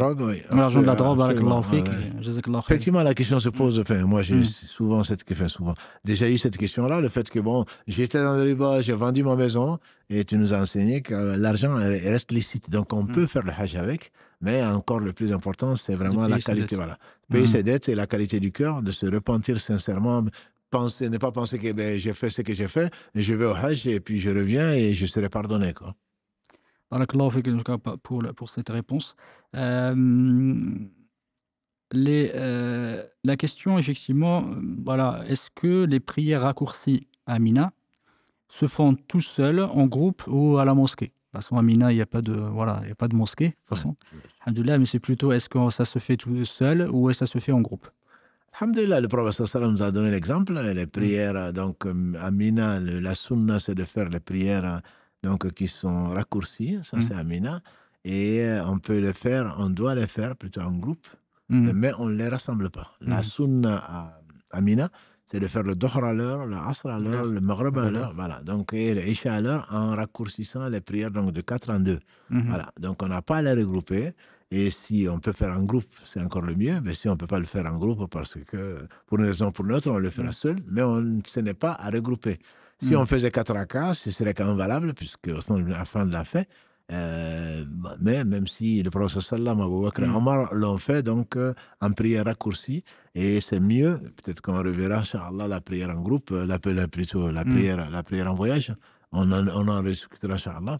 L'avis Mm. majoritaire, c'est que raccourcir la prière pour le voyageur est mieux que de faire une prière complète. Barakallahu fik. Et une question intéressante. J'ai vraiment des fois des questions effectivement auxquelles on ne pense pas. Et il dit, la personne pose la question, aller en vacances régulièrement, au lieu d'épargner cet argent pour aller à la Mecque, sommes-nous dans le mal en agissant ainsi? Parce qu'effectivement, il y a des voyages qui coûtent extrêmement cher. Il y en a qui vont, alhamdoulilah, Allah subhanahu wa ta'ala leur a donné les moyens et alhamdoulilah, ils font des voyages très très lointains. Est-ce que privilégier ces vacances avec les enfants, etc., et aller voyage plutôt que d'économiser pour pouvoir aller faire l'obligation, le pilier qui est le Hajj? Il y a un savant qui disait, si tu veux connaître ta place chez Allah, vois la place qu'Allah chez toi. Je pense que, Mm. à mon avis, la réponse est là.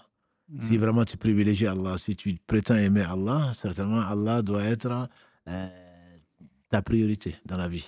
Mm. Donc, c'est aller faire des vacances, ça va te profiter. Bon, si tu as préféré ce moment dans l'au-delà, quoi. Parce que Mm. l'au-delà, les vacances, je peux t'assurer, Masha'Allah, c'est magnifique.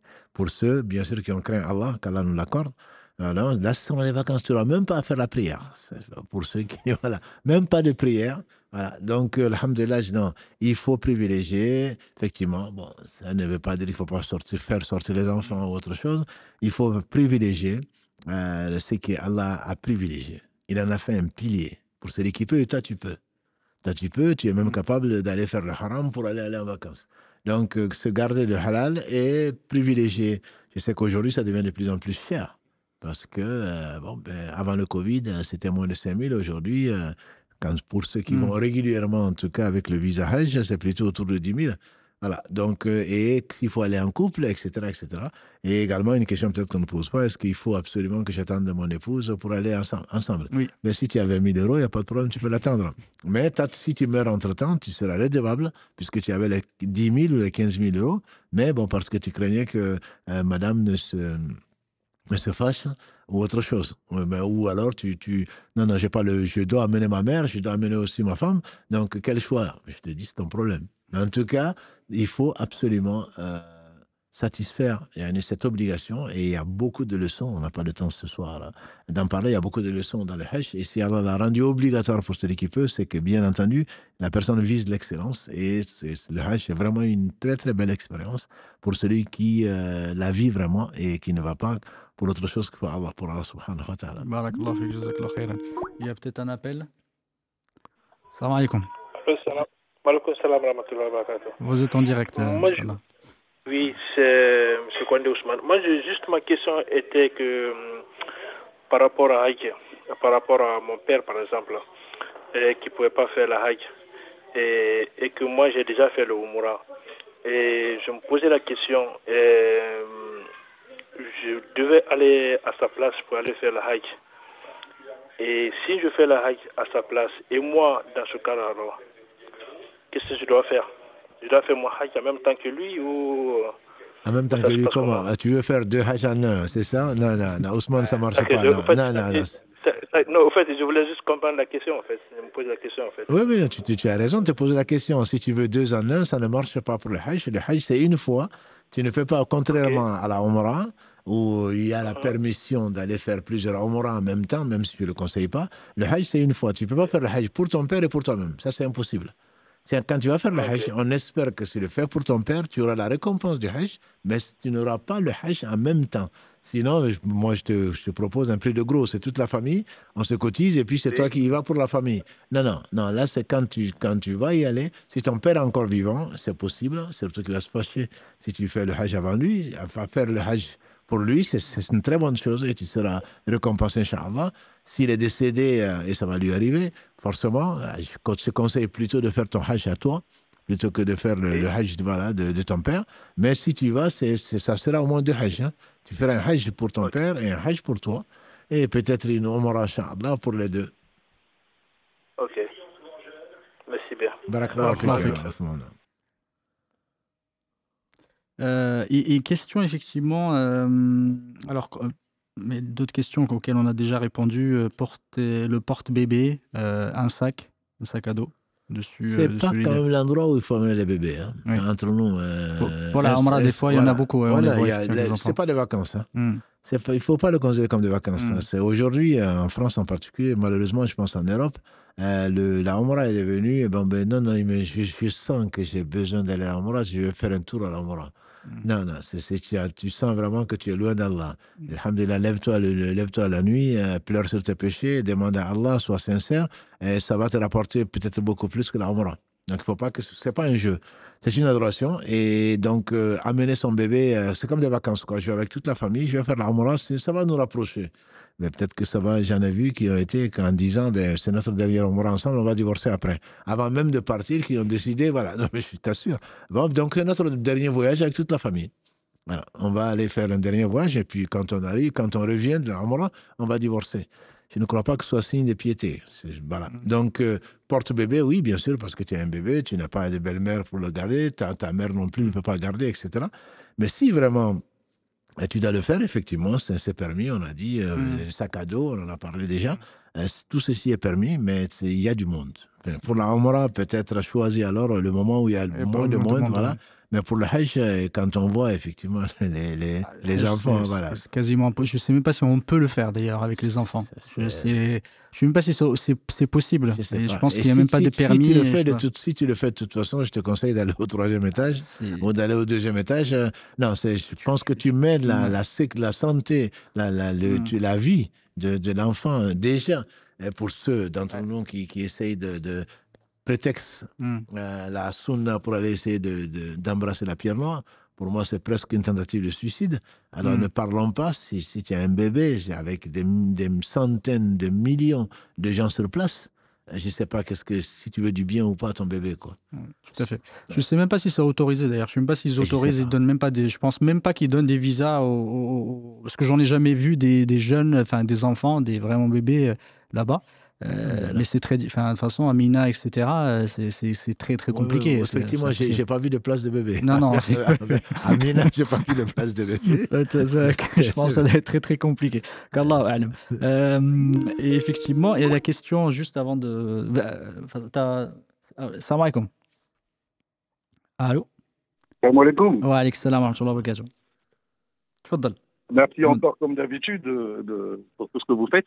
Alors, j'ai deux petites questions qui vont être très rapides et je pense que les réponses aussi vont être rapides.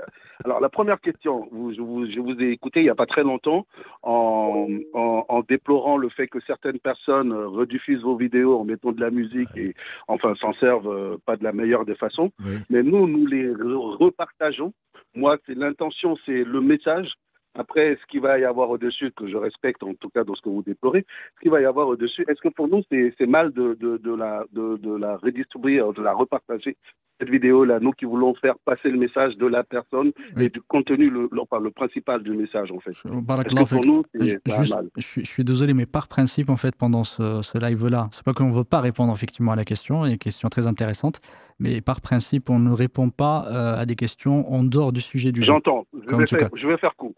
Non, mais non, Inch'Allah ta'ala, je te conseille d'appeler lundi, bi'idhnillahi ta'ala, pour effectivement répondre, ou sinon on te répondra, Inch'Allah ta'ala, peut-être quand on aura l'occasion. Sur le sujet, par contre. Quand c'est le sujet, tfaddal, barakallahu fik. Alors, je voudrais savoir, est-ce que, alors, mettons, une personne nous offre la Umrah. Oui. Elle décide de nous offrir ce voyage-là. Est-ce qu'on doit s'inquiéter de l'origine des fonds, d'où cette personne-là a sorti cet argent-là? Est-ce que, enfin, l'origine de l'argent, est-ce que nous, c'est une question qu'on devrait se poser? Voilà. Non, mais alhamdoulilah, c'est sûr que ça, si tu dois faire le pèlerinage, que ce soit la petite ou la grande, le petit ou le grand, Umrah ou Hajj, l'importance, il est très important de connaître l'origine. Mais il ne s'agit pas d'aller enquêter. Voilà, quelqu'un qui te l'offre, alhamdoulilah, on ne refuse pas un cadeau de toute façon. Mais si tu sais que c'est un dealer, si tu sais que c'est volé, si tu fais qu'autre chose, il ne faut pas l'accepter, ça c'est sûr.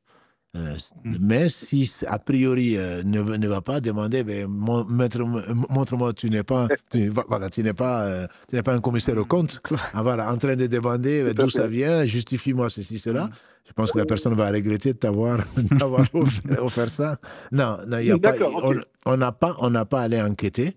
Par contre, si tu sais que la personne vit de haram, il ne faut pas accepter. Il faut décliner. En vous remerciant, vraiment. Bon courage. Qu'Allah récompense par le meilleur. Je passe effectivement à une question, tu en as parlé tout à l'heure, mais peut-être que les frères et les sœurs n'ont pas entendu. Et d'ailleurs, c'est une question que je vais tourner un peu de façon générale. Celui qui a fait un interdit pendant le ihram, quelque chose qui n'était pas permis de le faire, par oubli, effectivement, ou par ignorance. Alors, je ne vais pas rajouter, il a été contraint par contrainte, mais plutôt, alors on va parler des plus courants, c'est par oubli ou par ignorance. Et que, voilà, imaginons, là, l'exemple, c'était le savon parfumé. Il a mis du savon parfumé, il s'est parfumé, voilà, ou autre chose, et en oubliant ou qu'il l'ignorait. Quel est le statut? Le statut, alhamdulillah, Allah est miséricordieux. Comme l'a dit le prophète sallam, mon Seigneur pardonne à ma communauté les fautes faites par erreur, par oubli ou par contrainte. Et les versets, donc, le verset 16, la surah 64 et le verset 286, la surah al-Baqarah, nous disent clairement que Allah subhanahu wa ta'ala donc, ne nous en veut pas pour ce qu'on a fait par erreur et par oubli. Donc, alhamdulillah, pour le savant en particulier, la vie le plus fort, hein, c'est comme pendant le jeûne. Hein, je reviens encore sur le ramadan. Le prophète sallam a dit celui qui mange par erreur, par oubli. Allah qui jeûne, qui continue son jeûne, c'est Allah qui a fait manger et boire. Bon, on va pas. Mais le concept reste celui-là. Dans l'islam, Allah lit dans les cœurs, ne fait pas semblant d'avoir oublié pour manger parce que tu as faim. Et voilà. Et donc, celui qui désobéit sciemment à Allah, Allah se passe de tout. Donc, le principe, l'esprit même, c'est qu'Allah il pardonne. Il pardonne, alhamdulillah, par oubli. Et donc, mais par contre, une fois qu'on s'en rappelle, comme d'aller manger, on n'avale pas ce qu'on a dans la bouche. Voilà. Une fois qu'on se rappelle que, tiens, c'est le premier jour du ramadan ou le deuxième, j'ai oublié que je jeûnais, à ce moment-là, on recrache. Il ne s'agit pas de vomir, parce que le vomissement volontaire annuleront le jeûne. C'était une grosse parenthèse. Voilà. Mais ce qu'on a, on recrache ce qu'on a dans la bouche. Et là, quand on est en train de se laver les mains, et puis en train de chantonner, et puis, ce qu'il ne faut pas faire d'ailleurs dans la salle de bain, mais en train de laver, et on s'en rencontre, on arrête. Donc, et on se rince, bien sûr, c'est ce qu'on était en train de faire. On se rince et, alhamdulillah, Allah nous pardonne. C'est parce qu'effectivement, quand je parlais de contraintes, qui est un statut un peu particulier, ceux, par exemple, pour des questions médicales, qui mettent des chaussettes, des choses comme ça, c'est autre chose, du coup. Est-ce qu'il y a une question, les bas de contention, qui sont... Voilà, effectivement, c'est même pour le mas, pour ceux qui se disent, non, mais ce n'est pas, c'est chez nous les Malikis, c'est transparent, c'est machin, c'est raison médicale, ben on le fait parce que sinon, on va avoir une santé qui se détériore. Mais quand on le fait exprès, c'est une contrainte, on le fait, alors ensuite les savants diront, et ensuite on verse du sang, et qu'on va sacrifier une bête, un ovin, on ne va pas le sacrifier non-même, bien sûr, on va donner l'argent donc, pour qu'on achète un ovin et qu'on distribue la chair donc, aux gens qui sont dans le haram. Et ça, il faut, parce que, bon, comme quand on a des poux ou autre chose, c'est vraiment, c'est ce qu'Allah subhanahu wa ta'ala décrit dans son livre.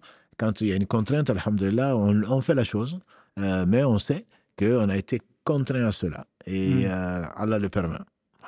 Donc, soit par un sacrifice pour celui qui peut, sinon il générera, Inch'Allah, 10 jours, 3 jours, 7 jours et 3 jours. Donc, il le fera, Inch'Allah, comme Allah l'a décrit. Barakallahu fik. Question intéressante qui arrive beaucoup, effectivement, et malheureusement, beaucoup de nos sœurs et de nos frères ne réfléchissent pas au Hajj à le faire de façon immédiate. Il y a une question là, vraiment très spécifique, qui dit que mon père ne veut pas aller faire la Umrah ou le Hajj tant que ma sœur de 30 ans ne sera pas mariée. Est-ce qu'il a le droit de faire la Umrah Est-ce qu'il a le droit de faire la Umrah ou le Hajj C'est plutôt, est-ce qu'il a le droit effectivement de faire ainsi ou pas? Bien sûr que non. Je veux dire, la sœur n'est pas mariée, c'est pas lui qui va la marier, c'est pas lui qui va décider de quand elle va se marier. Et Allah subhanahu wa ta'ala a rendu obligatoire pour nous le hajj pour celui qui a les moyens. S'il a les moyens, il ne peut pas prétexter. Donc, s'il n'y a pas une contrainte, comme on l'a dit, bien définie au début, des autorités, il n'a pas le visa ou il n'a pas les moyens, etc., physiques et financiers, non, il n'a pas le droit, bien sûr. Il n'a pas le droit et c'est pas comme ça. Je lui conseillerais d'aller faire la Umrah ou d'aller faire le hajj pour prier pour sa fille, entre autres.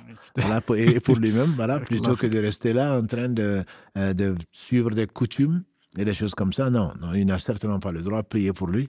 Parce qu'il est vraiment dans l'erreur, c'est de l'ignorance et c'est de la désobéissance manifeste d'Allah subhanahu wa ta'ala qui lui a donné de quoi faire le hajj, de quoi l'adorer et il refuse d'y aller sous un prétexte qui n'est pas recevable. Tout simplement. En tout cas, est-ce que c'est le même statut que celui qui retarde l'accomplissement du hajj depuis des années? Il a les moyens de le faire, effectivement, mais il retarde parce que, voilà, parce que j'ai déjà entendu...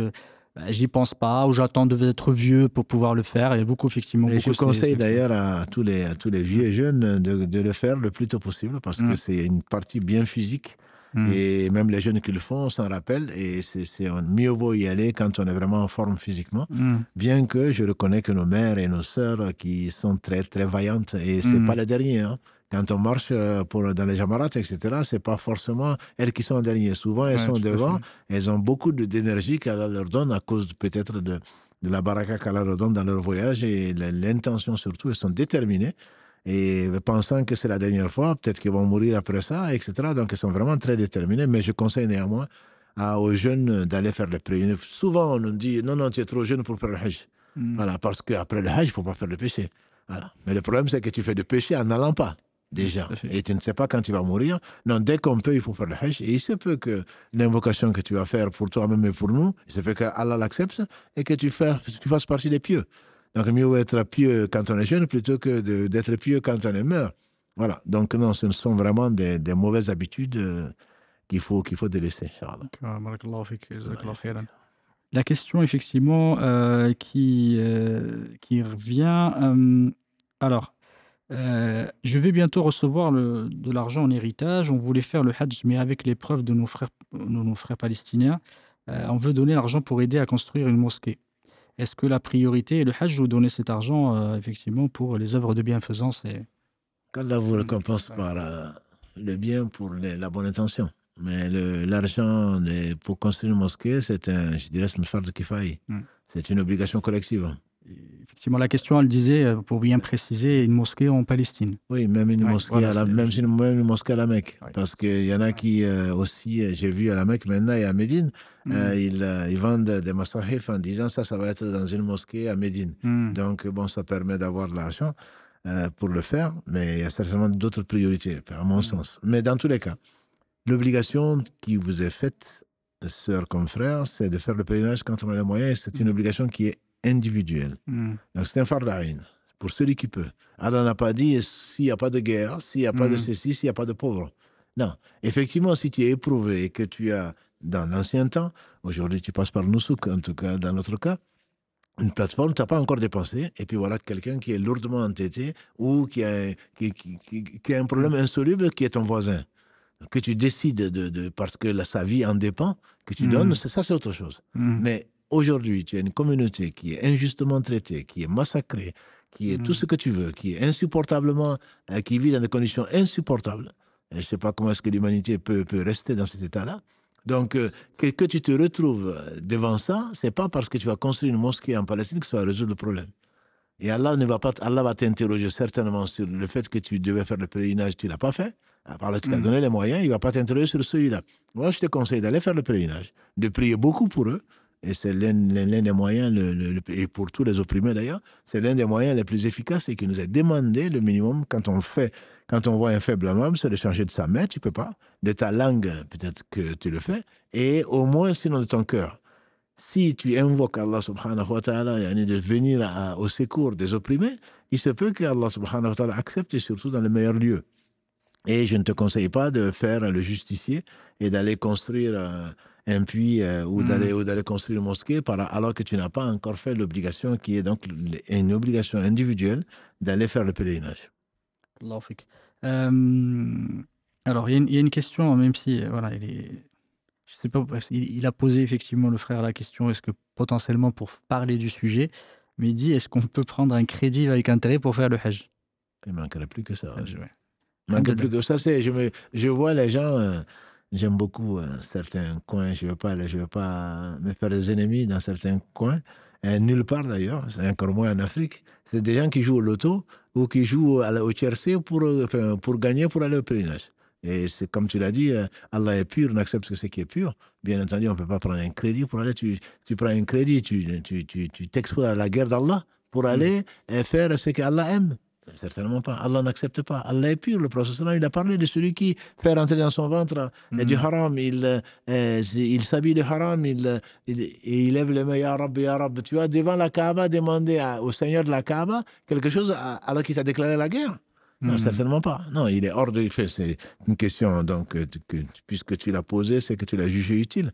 Mais il est hors de question de faire du haram pour aller ensuite demander à Allah de nous exaucer. Allah n'accepte pas. Donc, ceci, et ce n'est même pas la peine d'y aller. Malheureusement, je l'ai posé parce que j'ai vu, pas pour. Il me semblait que peut-être pour le Umrah, moi je l'ai vu effectivement, c'était pour acheter le mouton de l'Eid, par exemple. Il faisait des crédits à la consommation avec intérêt pour acheter l'Eid, pour faire effectivement le sacrifice de l'Eid. Moi, je n'ai pas vu ça, mais j'ai vu des photos dans un pays musulman que je ne citerai pas, donc en train de proposer d'acheter le mouton de l'Aïd donc à crédit. Voilà. Oui. Donc ça, bon, à crédit, j'entends avec intérêt. Donc bon, ça n'a simplement pas de sens. Ça n'a pas de sens. Surtout que le mouton, que ce soit le mouton ou que ce soit le mouton ou que ce soit donc le Hajj, la Umrah n'en parlons pas. Allah dit celui qui peut. Toi, tu ne peux pas. Si tu le fais, c'est certainement pas pour Allah. Tu le fais pour que les gens disent que dans cette famille, on n'a pas entendu un mouton bêlé. Donc, il a un gros mouton, mais alors que tu as un gros péché aussi. Voilà. Donc, tu le fais pour les gens. Et même à supposer même que ce n'est pas crédit, mais tu t'exposes à la colère d'Allah subhanahu wa ta'ala en faisant un grand péché qui est l'ostentation. Tu as fait pour les autres, même si on pense que c'est fait pour Allah. Et Allah n'accepte pas celui qui est associé à Allah. Il est celui qui se passe le plus d'associés, celui qui associe un acte d'adoration, entre guillemets, qui veut Allah et quelqu'un d'autre, Allah le laisse à celui qu'on lui a associé. Donc il est hors de question, sans compter que c'est un péché qui est l'un des plus grands péchés que tu fais pour arriver à ça. Non, c'est que ce soit le mouton d'Aïd, que ce soit, et bien plus que ce soit la Umrah ou le Hajj, ce n'est pas quelque chose de permis. Je ne connais pas de divergence entre deux savants. Barakallahu fik, jazakallahu khairan. Les questions, effectivement, alors peut-être une dernière, si on n'a pas d'autres appels. Une dernière question, est-ce que y a-t-il un livre qui explique comment accomplir le pèlerinage qui est recommandé afin de ne pas s'éparpiller? Alhamdulillah, il y a beaucoup de livres. Dans tous les livres de fiqh, il n'y a pas un livre de fiqh, de jurisprudence qui ne traite pas c'est un pilier de l'islam. Donc on peut trouver, et surtout, je pense qu'il ne faut pas se compliquer la vie, entre guillemets, vous allez dans n'importe même sans parler de livres, parce qu'il se peut que tu ne comprennes pas certaines choses. Donc le mieux, c'est de s'adresser à des gens qui connaissent. N'importe quel imam est censé savoir ce qui se passe. Il y a des cours, nous on est au deuxième cours pour ceux qui sont sur Toulouse. Et le samedi, après le Dahr, entre le Dahr et l'Asr, on passe 1 heure et demie. Là, on vient de finir le Tawaf, le deuxième pilier, sur les 4. Donc n'importe quelle mosquée, je pense, organise des cours, même si on n'y va pas, organise des cours. Nous, depuis au moins une dizaine d'années, on va mettre en plus sur le site internet tous les documents. C'est pas pour casser donc les affaires de libraire, mais on va mettre les documents dont vous avez besoin, que ce soit des audios, que ce soit des vidéos, que ce soit des textes écrits, pour vous aider. Et surtout, les imams ont ce devoir-là, même s'ils n'y vont pas, même s'ils ne vous accompagnent pas, de vous expliquer. C'est une obligation, c'est comme la prière. C'est comme je dis, comme la prière. La prière est bien entendu le deuxième pilier, mais c'est le 5e pilier, le Hajj, mais c'est un pilier sans lequel l'islam ne tient pas. Donc je pense que c'est des ouvrages, on peut en trouver. Le mieux encore serait de se faire expliquer. Alhamdulillah, il y a des séances de formation. Je dirais dans n'importe quel pays, les autorités religieuses, entre guillemets, organisent ça, dans n'importe quelle mosquée, j'espère. Sinon, demande-le à l'imam du coin. C'est ton droit et c'est le devoir des gens de science d'expliquer, donc surtout pour le Hajj. Et surtout, je rassure les uns et les autres que c'est quelque chose de pas très compliqué. Alhamdulillah, Allah l'a facilité. Et sur place aussi, alhamdulillah, j'espère qu'on le préparera avant, mais sur place, il y a beaucoup de savants qui disent, c'est là où les gens de science se rassemblent en général. Donc, il y aura vraiment pas de souci à faire. Si tu n'as pas encore préparé, je te conseille de commencer et Allah te facilitera, Inch'Allah. Barakallahu fik. Et je conseille aux frères, il y a une série de lives qu'on avait consacrée au Hajj, effectivement, qui est disponible sur nos réseaux sociaux. Vous pouvez y aller. On explique toutes les étapes de la Umrah et également du Hajj, Inch'Allah Ta'ala. Donc, vous pouvez aller les consulter, bi'idhnillahi ta'ala. Elles sont disponibles, Inch'Allah. Une question, est-il vrai que le Hajj n'est pas valable si on ne parle plus à des personnes? Faut-il se réconcilier avec tout le monde avant d'y aller? Alors, question pour le Hajj, mais question générale. Il y en a beaucoup qui ne se parlent pas, et des frères, effectivement, et des sœurs qui ne se parlent pas, qui ne se passent même pas le salam. Malheureusement, des fois, même dans les mosquées, les meilleurs endroits sur Terre, des fois, ils passent même pas le salam à leurs frères et sœurs parce que, effectivement, les questions, des fois, quand on creuse, on trouve malheureusement des raisons extrêmement futiles qui n'ont même pas à être. Quand on recherche, même quand tu leur demandes quel est le problème, ils n'arrivent même pas à s'en souvenir. Qu'Allah subhanahu wa ta'ala nous en préserve. Du coup, quel est le statut typiquement au Hajj? Effectivement, va-t-il se réconcilier avec tout le monde avant de partir au Hajj? Et de façon générale, si tu peux nous faire un rappel, on se réconcilie avec tout le monde avant de mourir, sûr. Et la mort, entre autres, la mort, c'est le sommeil. Voilà, donc celui qui a un jour meilleur qu'aujourd'hui, je pense qu'on a un peu de temps, à moins qu'il y ait des demandes directes. Quelqu'un, le prophète m'a dit, celui qui veut voir quelqu'un du paradis, qui voit celui qui rentre. Voilà. 3 fois, c'est toujours le même qui rentre. Ensuite, quelqu'un a prétexté être en divergence avec son père, en mésentente, il a été dormir sur lui. Pendant 3 jours, il n'a rien vu de spécial. Il a dit, mais qu'est-ce que tu fais pour avoir mérité le paradis? Il a dit, rien d'autre que ce que tu as vu. Et ensuite, il est parti, il a rappelé, il a dit, ce que je ne t'ai pas dit, c'est que je ne dors pas avant d'avoir pardonné à tous les musulmans. Il dit, alors voilà, c'est pourquoi Allah t'a réservé le paradis.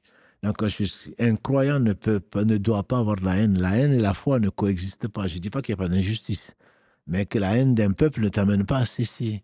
Et le prophète nous a interdit de ne pas s'adresser la parole 3 jours, plus de 3 jours. Voilà, donc je ne parle même pas. Le lien de parenté est sacré, et même avec le voisin, et à ton frère, ta soeur dans la mosquée. Ce sont des choses, qui sont courantes malheureusement, mais pour le Hajj, c'est spécial. C'est spécial dans la mesure où c'est à cette occasion on te dit, il faut pardonner aux autres, que les autres te pardonnent, sinon Allah ne va pas te pardonner. Mais ça, c'est tout le temps. C'est tout le temps. Le Hajj, c'est parce que, ce que j'ai compris, c'est qu'en partant au Hajj, les gens, ils allaient à pied. Voilà, ça prenait 2 ans. 1 an aller, 1 an retour. Ça dépend de là où tu pars, bien sûr. Et certains partaient sur des montures. Donc, puisque il se peut que tu ne reviennes pas, comme tout le temps, mais ils avaient conscience que c'est un voyage qui était périlleux, c'est un voyage qui était dangereux, et peut-être qu'ils ne reviendraient pas. Donc, c'est comme des adieux. Donc, à ce moment, le mieux vaut ne pas mourir en se fâchant avec quelqu'un.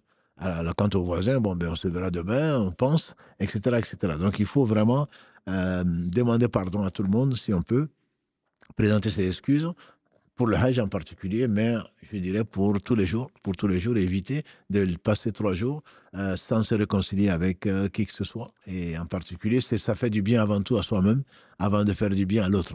Et on n'a pas, alhamdoulilah, quand 2 musulmans se fâchent, le meilleur d'entre eux, c'est le premier qui passe le salam. Est-ce qu'on ne veut pas être le meilleur? Certainement. Et effectivement, barakallahu fik, et c'est important, tu en as parlé, jazakallahu khairan, et potentiellement pourquoi peut-être il parle de ce sujet-là, parce que le hadith du prophète d'après Abu Huraira, il me dit les actes des musulmans ou du fès d'Adam, effectivement, elles sont exposées ou présentées le lundi et le jeudi, sauf effectivement ceux qui sont en bisbille ou qui sont effectivement en conflit. Ouais. Et du coup, il faut le rappeler que malheureusement, voilà, on risque parfois effectivement d'autres choses au-delà, malheureusement, de cette haine qu'on a. C'est que parfois, ce qui nous pousse, c'est une, comment dire, je cherche le mot, mais c'est l'orgueil malheureusement qui nous pousse, et cet orgueil, malheureusement, cet orgueil peut nous amener. Donc on peut espérer que dimanche et mercredi, qu'on pardonne aux gens, c'est ça, pour que nos œuvres soient présentées à Allah. Effectivement, Allah suspend, c'est comme la nuit du 15 Shaban. Allah pardonne à tout le monde, sauf donc l'associateur et deux personnes qui sont en conflit. Donc, effectivement, il faut pas, si possible, il ne faut pas dormir avant de pardonner aux gens. Parce que c'est une petite mort. Allah le définit notamment dans la Sourate 39. Donc, c'est Allah qui reprend l'âme quand on dort et renvoie là quand donc, il n'avait pas décrété la mort. Par conséquent, il faudrait ne pas dormir, surtout dans un couple, je dirais, parce que malheureusement, il y a tellement de problèmes. Il ne faut pas dormir avant de se réconcilier, se réconcilier, et ne pas quitter la mosquée avant de se réconcilier, ne pas quitter je ne sais quoi d'autre, une assemblée avant de se réconcilier, parce qu'il se peut que ce soit la dernière fois qu'on se voit. Voilà. Et donc, on n'a peut-être pas assez conscience de cette imminence de la mort. Je pense que c'est plutôt ça. On a l'impression que on a encore quelques jours pour se réconcilier, on a encore quelques années. Pas du tout. Il se peut qu'on n'ait même pas une seconde pour se réconcilier. Donc, je pense que c'est très important. Finalement, la question, c'est bien plus que... C'est au-delà du hajj. C'est vraiment quelle doit être la qualité du cœur du musulman. Est-ce que, comme Allah le dit, dans ce qu'on dit que c'est à cause d'Abou Bakr, entre autres, est-ce que vous n'aimerez pas qu'Allah vous pardonne? Nous, on n'aime pas pardonner. On aime par contre être pardonné. Voilà. Si on ne pardonne pas, il se peut qu'Allah ne nous pardonne pas. Donc, il faudrait vraiment chercher, demander à Allah subhanahu wa ta'ala de nous donner un cœur, donc au moins qui pardonne. La personne qui est injuste, elle le verra, elle va le payer. Donc on a souvent l'impression que si je lui pardonne, Dieu va lui pardonner. Non, je n'aimerais pas que Dieu lui pardonne. Est-ce que tu n'aimerais pas toi que Dieu te pardonne? Certainement. Donc il faut vraiment essayer de polir ce cœur et demander à Allah subhanahu wa ta'ala de nous le former. Barakallahu, effectivement, quand je parlais d'orgueil, parce qu'on a beaucoup, et je ne vais pas lui pardonner, je ne vais pas lui demander pardon, je ne vais pas me rabaisser, etc. Parce qu'on voit malheureusement pas, on ne voit pas l'au-delà, et on ne voit pas au-delà effectivement de ces simples conflits, parfois terrestres, qui n'ont pas vraiment raison d'être, et quand on creuse, on se trouve effectivement qu'elles n'ont pas forcément beaucoup de comment dire, elles ne sont même pas basées. On veut se dire, des fois c'est légitime, mais parfois malheureusement ça ne l'est même pas. Pour les deux. Question sur le tawaf. C'est quelqu'un qui pose la question, est-ce qu'on a la possibilité de manger et de boire pendant qu'on fait le tawaf? Le prophète sallam a dit que le tawaf, c'est comme la prière. C'est comme la prière, donc a priori, c'est pas un endroit, c'est pas un restaurant. C'est pas un endroit où manger et boire, et qui dit simplement on a la permission de parler. Et donc, et quand on parle, il faut dire que du bien. Donc, c'est vraiment pas d'avoir, je ne sais même pas où est-ce que tu as la place d'ailleurs, de mettre dans ton ihram de quoi manger ou de quoi boire. C'est bien entendu si tu as un cas extrême. Un cas extrême parce que tu meurs de soif ou je ne sais quoi d'autre. Tu peux, la vie passe avant. Mais ce n'est pas l'endroit, c'est pas l'endroit pour boire ni manger. Non.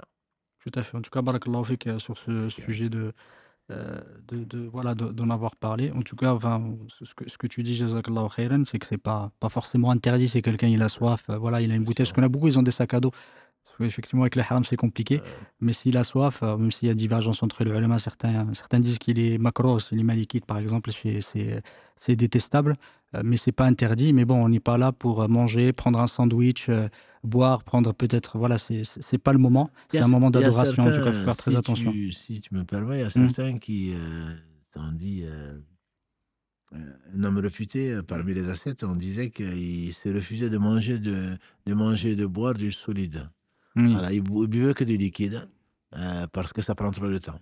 Voilà. Donc c'est sûr que j'espère que tu vas pas faire le dhikr à la bouche pleine. Oui, c'est sûr. Manger, je pense que les ulama, ils ont divergé peut-être sur le boire, mais manger, quelqu'un qui passe par là, ou peut-être il prend et il mange du chocolat, je sais pas si vraiment tu es en adoration à ce moment-là. C'est vraiment pas le moment, en tout cas. C'est pas le moment. C'est pas le moment. Barakallahu fik. Jazakallahu khairan. Je sais pas s'il y a encore des questions, Inch'Allah ta'ala. Je vous propose qu'on s'arrête là. Sauf si tu as des conseils, des questions, des choses que tu veux. Non, alhamdulillah, les conseils, je pense qu'on reviendra, Inch'Allah, dessus samedi prochain, puisque c'est consacré. Et il y aura certainement d'autres questions, notamment sur les menstrues. Oui, on n'a pas eu l'occasion d'en parler. Ça risque, c'est un sujet très vaste. Ou est-ce qu'on peut prendre des médicaments? Des médicaments, oui, tout à fait. Ça, au moins pour celui-là, je pense que c'est vite fait, entre guillemets. Les médicaments, c'était connu même du temps des compagnons du prophète sallam pour arrêter, pour retarder, entre guillemets, l'arrivée des menstrues, pour quelqu'un qui craint donc qui n'est pas en Arabie, entre guillemets, qui est loin et qui ne maîtrise pas. Donc, qui ne maîtrise pas, il a des dates fixes. Et sinon, donc, il va perdre beaucoup. Il est avec un groupe, etc., etc. Ça, c'est permis, mais dans ces conditions-là. Sinon, le mieux, c'est de respecter que la nature humaine que Allah subhanahu wa ta'ala a donnée aux femmes, donc avec des menstrues et des lochis quand il y a besoin. Donc, il faut respecter, mais c'est possible, c'est permis de le faire. Tout à fait. Et effectivement, une femme qui a des menstrues et qui doit faire, par exemple, Tawaf al-Ifada parce qu'ils doivent partir, elle n'a plus la possibilité de le faire. Tawaf al-Ifada, sachant que ça fait partie des obligations et qu'elle est en état de menstrue. Quel est le statut? Alhamdoulilah, tu en as parlé. Oui, c'est juste, bon, je pense que alhamdoulilah, dans les groupes, on peut développer le sujet, mais au moins pour que les gens sachent que c'est comme la prière, on n'a pas le droit de prier en état de menstrue. C'est interdit. Et donc, il faudrait attendre que la femme soit pure pour le faire. Maintenant, elle n'a pas le choix. Si elle n'a pas le choix, là, il y a plusieurs avis, mais l'avis, c'est qu'elle peut le faire. Il y a une fatwa qui dit qu'elle peut le faire, parce que si elle n'a pas, elle doit partir. Si c'est une région qui est proche, il faut quand même le préciser. Voilà, c'est une région qui est proche, qui est en Arabie Saoudite ou qui est autour, ben elle s'en va sans faire le tawaf ifada, parce que c'est une obligation donc du Hajj. Elle part sans le faire et elle revient pour le faire, et en attendant, comme Tawaf Ifada est une condition pour être complètement libérée, elle n'a pas à avoir des relations sexuelles ou des relations conjugales avec son époux, voilà, et elle revient pour le faire. Et je dis également pour ceux qui passent par Jeddah, comme tu l'as dit, et qui vont à Médine, et puis ils peuvent aller à Médine, maintenant le TGV ou l'équivalent est à 2 heures. Voilà, il vient avec Mahram. Revenir. Voilà. Donc, l'avis majoritaire et le plus sûr, c'est de revenir. Pour celui qui peut, bien sûr. Pour celui qui ne peut pas, il y a une fatwa, effectivement, que la personne fait le tawaf ifada en se protégeant, bien entendu, à ne pas prendre de risque de salir la mosquée en se protégeant. Et donc, et en faisant tawaf ifada avec ou sans sacrifice. Il y a les deux avis, mais elle ne part pas, puisque sinon son pèlerinage n'est pas valable. Donc il faudrait qu'elle revienne l'an prochain. Il n'est pas complet, Il n'est pas complet plutôt. Donc pour éviter ça, la fatwa existe, mais c'est vraiment le cas extrême, c'est la personne ne peut pas attendre, et ça peut arriver, surtout avec les groupes venant d'Europe, d'Afrique, d'Amérique, etc. Ça peut arriver que c'est contraint, sinon la personne aura à payer peut-être autant pour ses billets d'avion. Alhamdulillah, ils y ont pensé, c'est possible. Donc, avec ou sans compensation, moi je dirais avec compensation pour éviter les divergences, mais elle peut faire tawaf ifada. C'est comme celui qui est contraint et qui en métrorragie, les femmes le savent, quand il y a écoulement de sang, on n'a pas prié, mais bon, il y a des limites. Voilà. Allah permet, au travers de ce qu'il a donné comme science au prophète sallam, donc Allah permet donc que la femme prie si ce ne sont pas des règles. Là, ce sont des règles, mais c'est une contrainte. Donc les savants permettent de le faire. Est-ce qu'il faut compenser par un sacrifice ou pas?